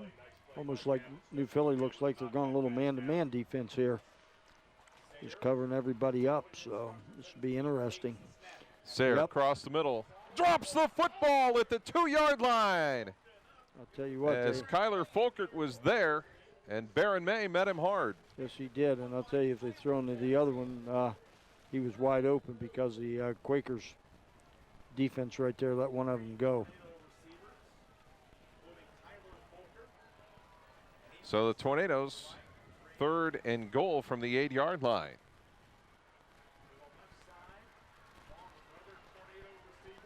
So tough decision here if they don't get it. As Sayre drops back, looks to the left, lobs it into the corner, and it's going to be caught for a touchdown. Dre Hess makes an unbelievable catch in the back of the end zone.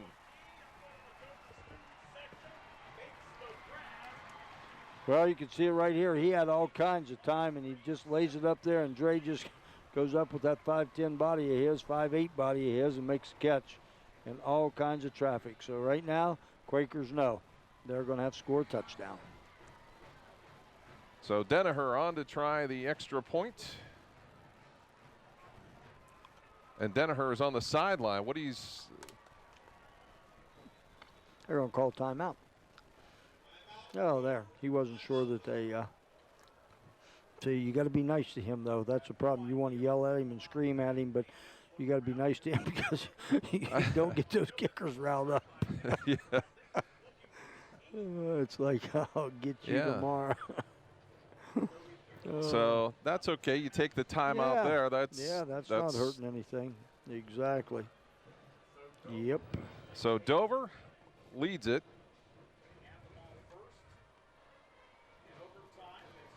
So the Tornadoes on a 3rd down play get the touchdown, and now Danaher will be on to try the extra point. This is a huge extra point right here, too. You know.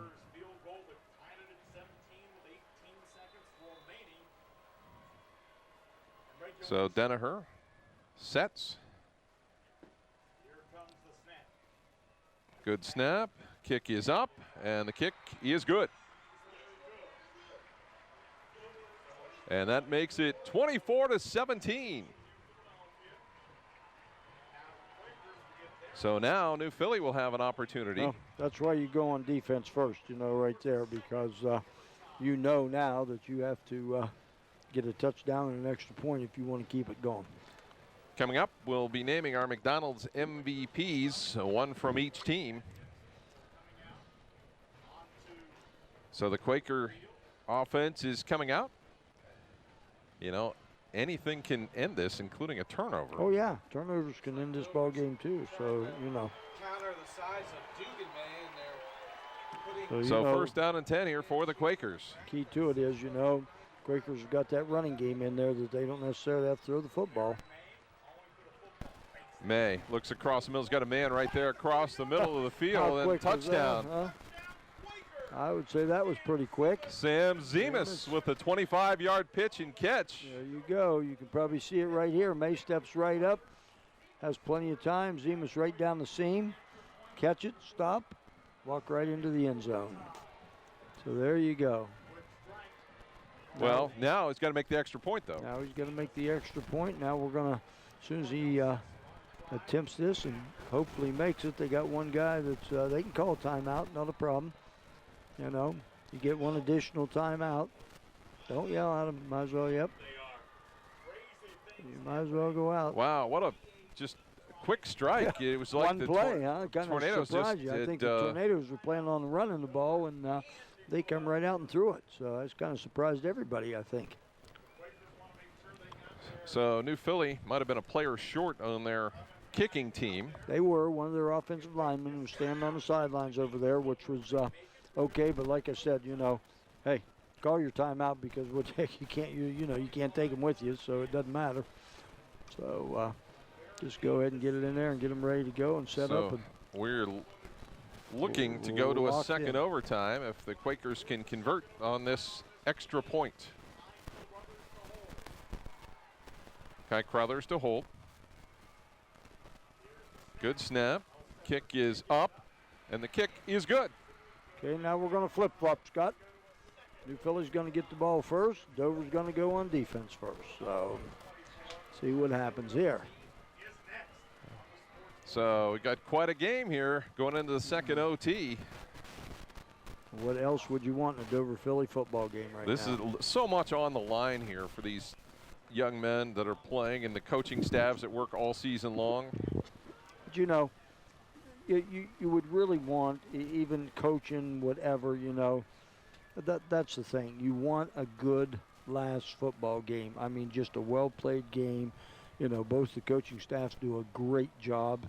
Both the head coaches do a great job with both of these programs. And I'll tell you why don't you want, you know, I mean, something like this. We're probably going to come back out here. I guess my mistake. I think they're going to flip the coin again. Uh-oh.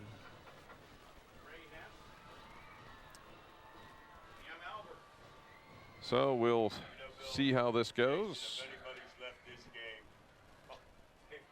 You know, you look out here, too, when we're coming out, you see Cam Alberts out here as a senior who has had a couple concussions and missed pretty much all of his senior year here. It's kind of nice to see him dressed and be able to walk out here and at least be in the coin toss. So you see it there, and we are just about ready to go here with the other end. We'll move the action, and Dover will, you know, just I believe, be on offense again. I don't understand, I guess, when you go overtimes and things, and it doesn't matter. But, you know, why do we have to trade ends? Why do we have to coin toss? Why, you know, I mean, one team got it the first time, so give it to the team the second time and see what goes. But, you know, that's high school football. I don't get to make the rules. I just get to watch the games. Well, let's see. I guess the Quakers are going to have the football first, the way it appears. Yes. So I think Dover won the toss on that one, I believe, or I don't know. You know. In either case, New Philly's got the football to start the second overtime. I believe we went 3 overtimes just a few years ago, right here at Crater Stadium, and we were in overtime last year. Yes, we were. May, again, looks across the middle of the field. May's in trouble, runs with it, and gets knocked down at about the 14-yard line. All right, good pickup right there. You can pick up a first down, so it's not a major thing right here. It's not that you have to score. You know, you stop to think about it. Baron May's just a sophomore. Yes, he is. Yes, he is. And Coach Dennison told me, I think at the beginning of this year, that, you know, he's got his future in front of him. Second down and 4. A handoff to Crowther straight ahead. They should have the first down at about the 9-yard line.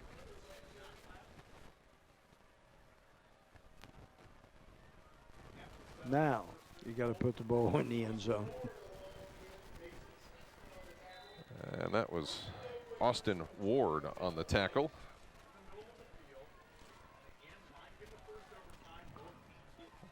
So the ball at the 10-yard line, but that is first and goal. Caleb Robbins wide to the left, Zemus and Walker wide to the right side along with Cole. May across the middle of the field, touchdown! Sam Zemus again. Zemus dropped that one in the first half right there, just the exact same play. And I'll tell you what, you can see it right there. And May put some zip on that one, but Zemus got his body on, turned around, and both hands on that. So that was a big pitch and catch right there. So now the Tornadoes come out and know what they have to do with That is this the extra fourth point. touchdown for Zemus. Elsesser on to try the extra point. And that kick is up, and that kick is good. Either, if not a record, then tying the record, I would assume. So New Philadelphia with the 31-24 lead, and Dover to come. Now next overtime, you have to go for 2. So the Dover Tornadoes will have an opportunity here, so don't go away, as this one's been just a marvelous high school football game. Well, how about some food for thought? Dover goes in and scores, kicks the extra point. Now we're going to third overtime. Now understand that in the third overtime, if you score a touchdown, you have to go for 2. You just can't kick it. So that's some food for thought to, see what happens here. So Dover's got it on first down across the middle. The pass to Kyler Folkert. Folkert down to the 5-yard line. We're playing like Madden 2018. I mean, that's kind of I don't know what it is, but it's like 2 or 3 plays, touchdown. Oh. Yeah, that bubble screen has just been the bread and butter play for so long for the Tornadoes.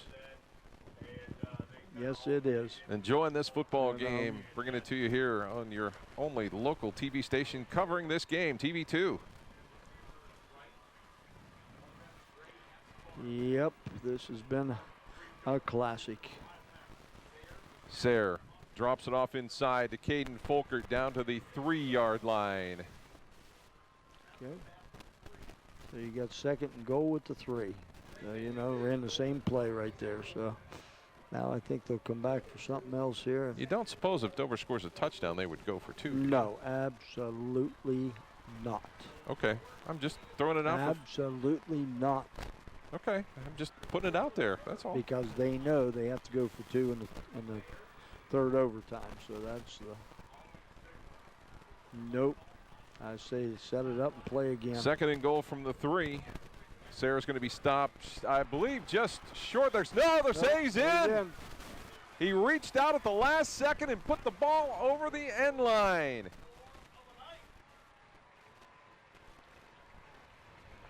There you go. So the 3-yard run by Sayre, and now Danaher on to try the extra point again. You got me on these field goals and everything, but you're not going to get me on Dover going for 2 on this one. All right, I'm just bringing it up to discussion point, that's all.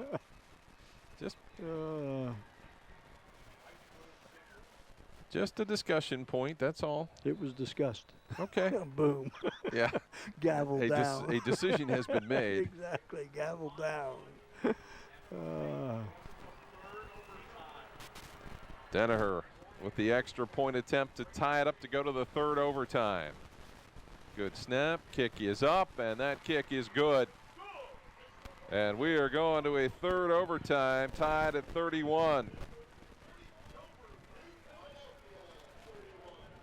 So now we're going to have to go for the 2-point conversion. I believe after the scores. If I got my information correct, I believe now that you score, you know what I mean?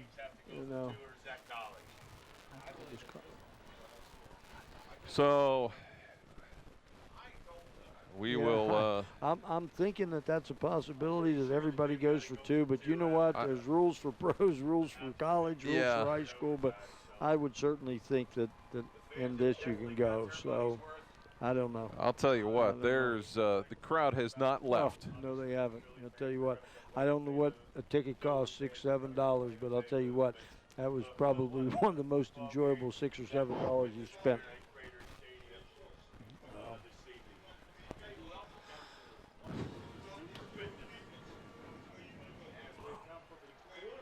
So they're working it out, and we're ready for more exciting football action.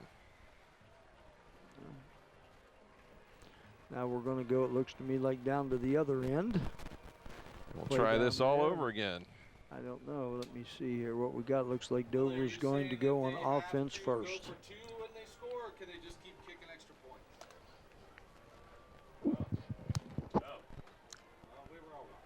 So at the 20-yard line, Dover will have the football. Okay. And one thing, Scott, one question was answered was Hess has been able to play the whole game. Yes, he has. Now, let me tell you that there was a huge mistake made on my part, because in high school football, you score a touchdown, you can keep kicking. You don't have to go for two. There's so many different rules. Yes, that's the thing, and that's what I thought even in high school you had to go for two, but nope. You score a touchdown, kicker. So Sayre dropping back. He's got Ian Sexton right at the 10-yard line, and Sexton will get knocked down around the 11-yard line. It'll be 2nd and 1. Yep, Sexton, nice catch on that. And Dover's trying to go in a hurry here. Sayre will run it, I'm guessing, and does. But they say he jumped a little quick. Yep, got a little motion on the Tornadoes on that one. So that was a big false start for the Tornadoes. Yeah, that was huge. It looked like Sayre leaned a little bit, but boy, it wasn't much. No, it certainly wasn't. So it'll be 2nd down and 6. So that certainly changes potentially the play call here.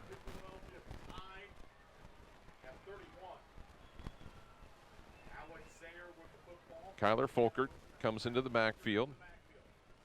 Sayre down the middle of the field. It's caught by the Tornadoes. Dre Hess with another touchdown.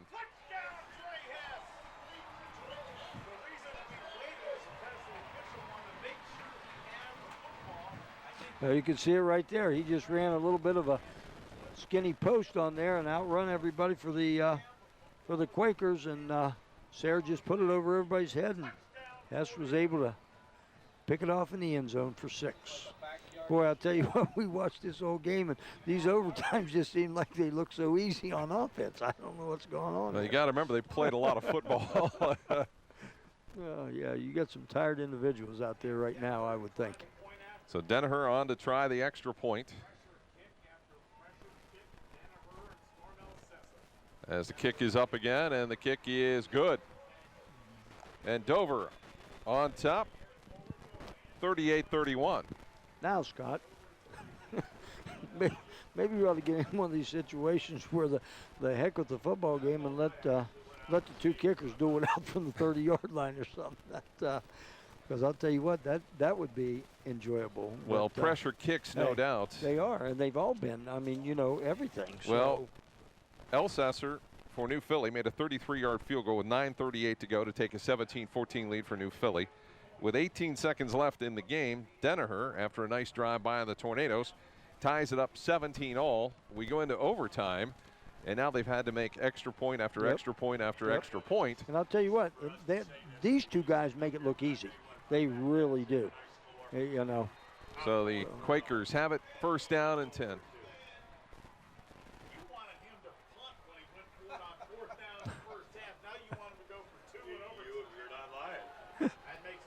First down and 10. May is going to run it. May down to the 8-yard line, and it'll be 1st and goal from there. Like I said, you can see. Dayton Robin with the tackle. You know, you can see right now that both defenses are just about spent. You know what I mean? On both sides of the ball. Those guys are tired. And, you know, when that happens, offense always has the upper hand. So, you know. So 1st and goal as May will take the snap, roll to his left. In trouble, and he's knocked down back at the 17-yard line.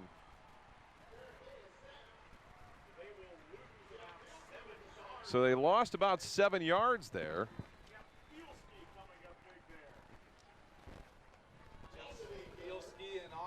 But it's looking here now. Let me see. They do have to score, correct? Because they already had their They have to score here they and had get their the first extra down. point or go for the 2 points.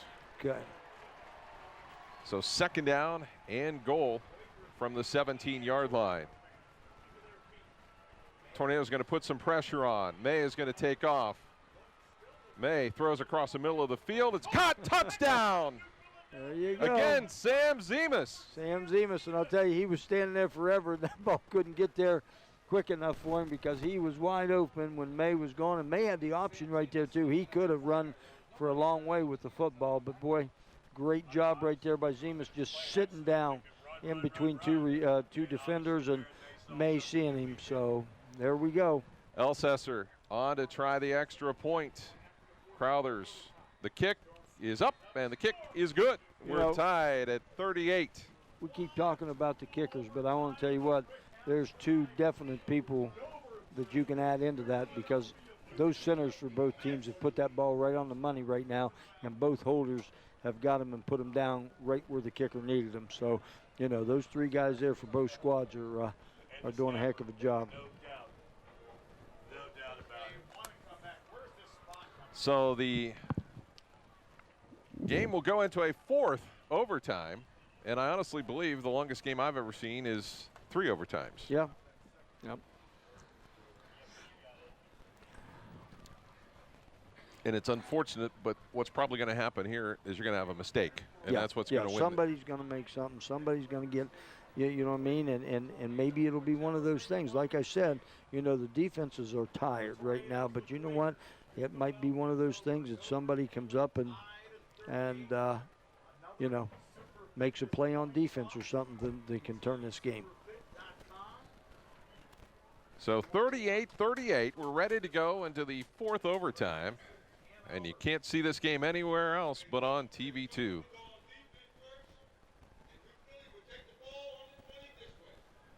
So New Philly will be on offense. Dover will play defense. Oh, and you're right. Somebody's going to, I really do think somebody's going to have to step up defensively, or these two teams could play all night long on offense. So.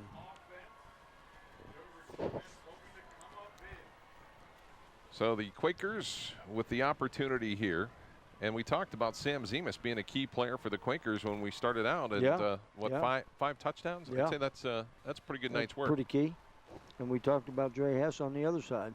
I don't know how many touchdowns he's got a few. But I'm telling you what. He's made some big plays. Those two guys have played a whale. And what about the kickers? The kickers have been spot on. Who do you pick for the McDonald's MVP for both teams? But now let's talk too. You know, you want to keep moving there. Crowthers straight ahead to the 15, maybe the 14-yard line. You know, Ward is there to make the tackle. Let's give it to both quarterbacks too, because they both played pretty well tonight too. You know, they really have. And what, we got a sophomore and a junior, correct? Mm-hmm. So yeah. Yeah, so I mean, there's so many star players in this game. It's just been, you know. So second down and 4. The Scarlet Division Championship of the ECOL on the line, a playoff berth on the line, bragging rights on the line. Crowthers bounces it to the outside and down to the 7-yard line. Well, that was a big run right there because that gets Quakers a first down now, and that's what you got to do. So it's first and goal.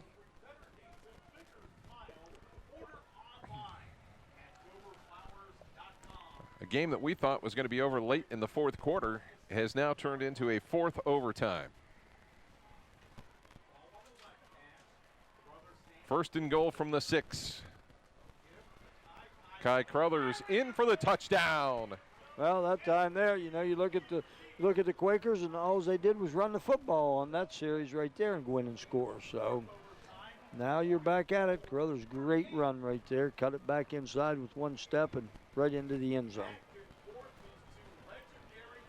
Boy, I'll tell you what, 114th meeting of this has been pretty successful. Pretty outstanding. 44-38 with an extra point to come for the Quakers. High snap, the kick is up, but the kick is through, and it's 45-38.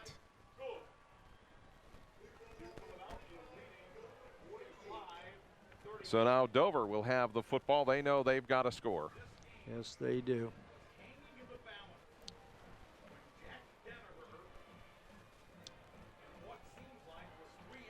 Is there ever a point that you would take a chance and go for 2? Well, you know, I would certainly think that, you know, you always look at it and the odds and whatever you want to call, but it seems like, you know, you talk to people and it's, oh, the home team should be, you know what I mean, they'd be the likely one to go for 2, you know, or something like that.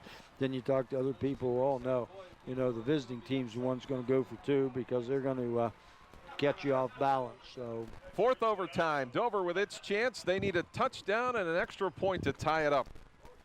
Folkert into the backfield. They go into the corner of the end zone. It's overthrown and knocked down as Alec Preston makes the play. Tell you what, Preston did a great job right there. As he kept getting Hess to the sideline a little bit, and he turned and had him on his back hip and was able to see the ball come down and be able to knock it away. There were so 2 receivers right there in that same general area. I thought he was attempting to throw it to the first receiver, the short receiver, and turns out Hess was behind, and that does not look good for Hess to kind of hobble back to the play. 2nd down and 10. Sayre in trouble. Sayre is sacked by Tavion Anderson. Back at the 35-yard line. Tell you what, he's been in that backfield a few times tonight, Scott, and he just kept coming that time and was able to bring Sayre down. They just never saw him. So right there, here you can see right here, he got him off the edge right off the get-go, and he just kept coming. Sayre didn't know he was coming, so just nothing to go. Now you're in a situation where you got 3rd down and about, 24 to go? So they have to get to the 10-yard line. I don't see any panic right now for the Tornadoes. I don't think so. It's 2 downs for them. And Quaker's going to bring everybody, I would think. As it's Hess, and Hess touched his knee down, maybe at the 40-yard line. I'm not sure what he had on that one. Oh, they're calling it incomplete. I thought it was a pass that was behind the line. I see what they're looking at right now. He wants to be able to throw it and skip it down, and Coach Hiff, you know, said that's what the play was, and officials going no, incomplete pass. So it's 4th and 24. So this is it. The game right here, right here. I think I've seen Coach Hiff run that once before. Yes, I have. Coach Hiff has run that play in the past, and they didn't let him know. So I don't know, but he's not arguing a whole lot. So, you know, you can throw that pass, I believe, behind the quarterback because it's considered a lateral. You know what I mean? Yeah. But if it's even or in front, it's. But why would you want to skip it across the turf? Because of that reason right there. That as soon as the kids see that ball hit the ground, everybody freezes because they think it's an incomplete pass unless you're so well coached to know that that is a pass. Okay, you know? There you have the explanation. That's why I asked. Yep. So the odds are long here for the Tornadoes as they face 4th and 24. They've got to get down to the 10-yard line. So we're faced with an all-or-nothing play here. Yes, it is. This is the game right here. Again, they can pick up a 1st down, but they need 25 yards to do it. Every single member of the Quaker contingent on the far side on their feet. Dover fans on their feet as well. Nobody sitting. They'll put a diamond on the right side. Single coverage on the left with Hess. Sayre's just going to have to put it up in the corner of the end zone, and it's going to be knocked down. Quakers win. There you go. I'm telling you what a football game. A football game. You know. It was a game of attrition as the Quakers hang on for the victory at 45-38 in quadruple overtime. You don't say that very often. No, you don't. And the thing about it is, you know what? That was probably as good as a pass play that Dover could have thrown. You know what I mean? Because 24 yards to pick up to throw in that bubble screen, something like that, probably was not going to happen. You know, so they did what they needed to do to grab a 1st down, didn't get it. New Philly comes out. What a football game. 45-38. New Philadelphia defeats Dover. And now it's the 6th year in a row where the visiting team has won in this series. The Quakers also winning the Scarlet Division title for the ECOL, as well as making the playoffs and potentially hosting a playoff game next week. You're So right. we'll come back. We'll wrap it up for you and have our McDonald's MVPs in a moment here on TV2 Sports.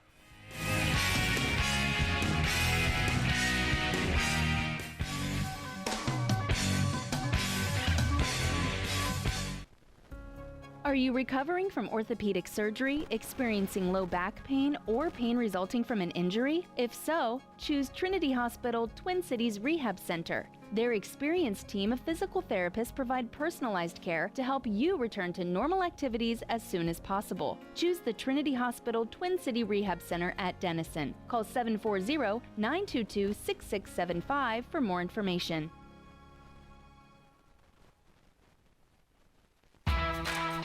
We do mufflers, we do tires. Want the best pricing in town? Come see Alan at Allen's Mufflers and Tires, located at 238 Trenton Avenue in Uricksville. Or give them a call today at 740-922-3010.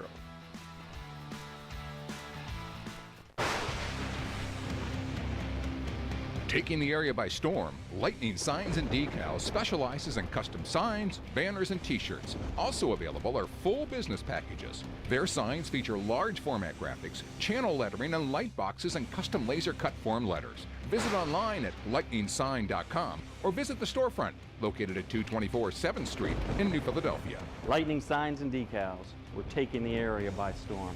Contact us, 330-440-3129.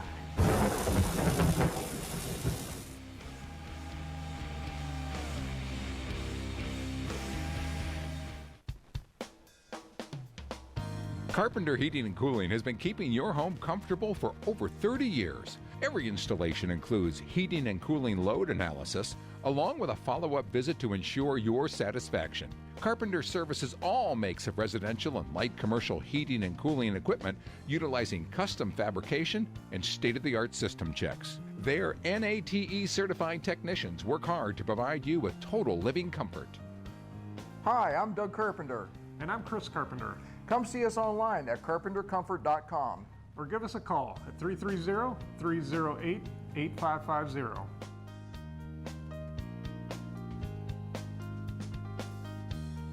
A&B Window Cleaning and Pressure Washing has been providing our services to thousands of clients since 1991.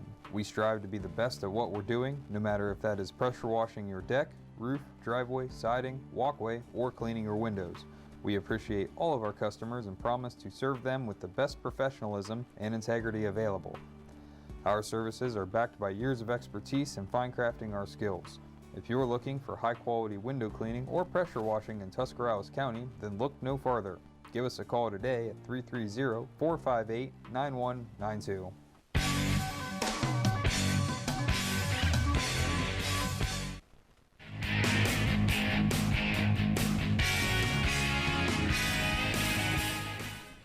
In quadruple overtime, the New Philadelphia Quakers win a classic over the Dover Tornadoes 45-38 to claim a playoff spot and to also win the ECOL Scarlet Division title. Scott Robinson, Chuck Press, Jay Yonders all with you tonight, and what a football game.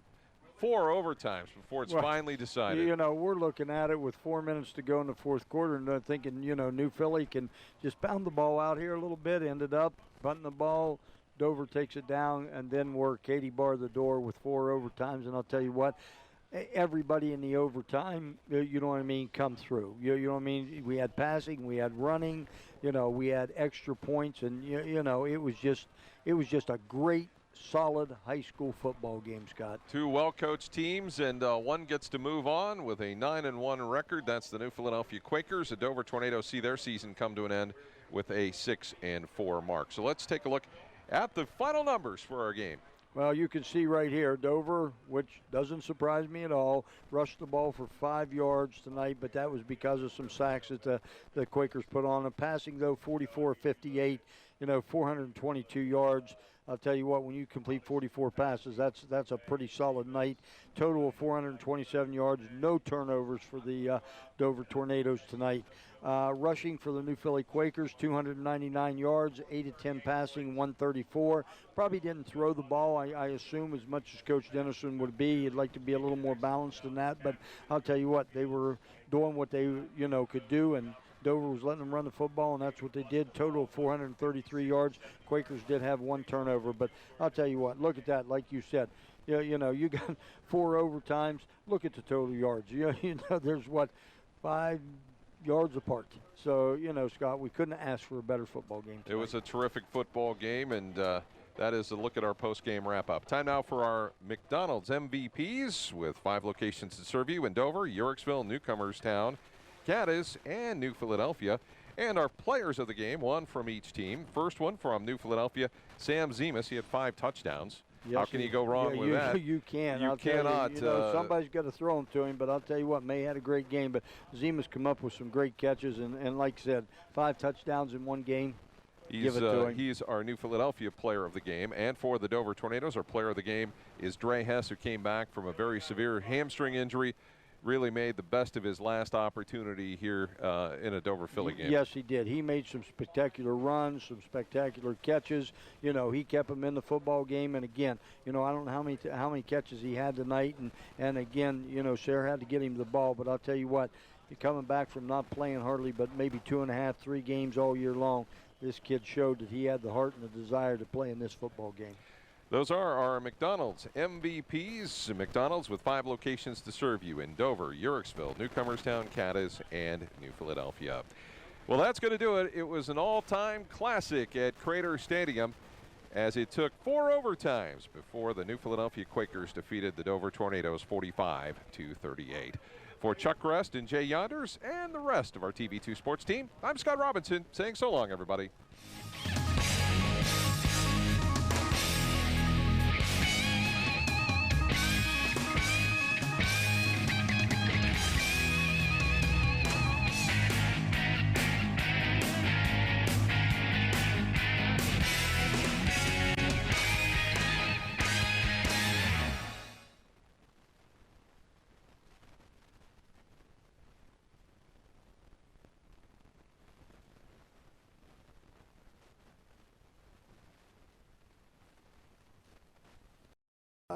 Has been reduced by half.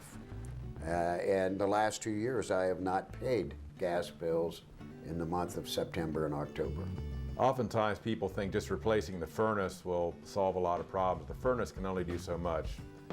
We try to look at the whole system and propose a job that will solve the problems as a whole, not just looking at the furnace. If you're interested in having us come out and look at your system and what might be done with it, give us a call at 330-859-2112, Blosenhauer Plumbing and Heating in Mineral City, Ohio, or you can get us on the web at blosenhauerhvac.com. Happiness in a cup. That's your morning coffee or tea. And K&M delivers that happiness to businesses every day. K&M Coffee Service has programs designed for your office, plant, restaurant, or convenience store. Whether it's for your customers or your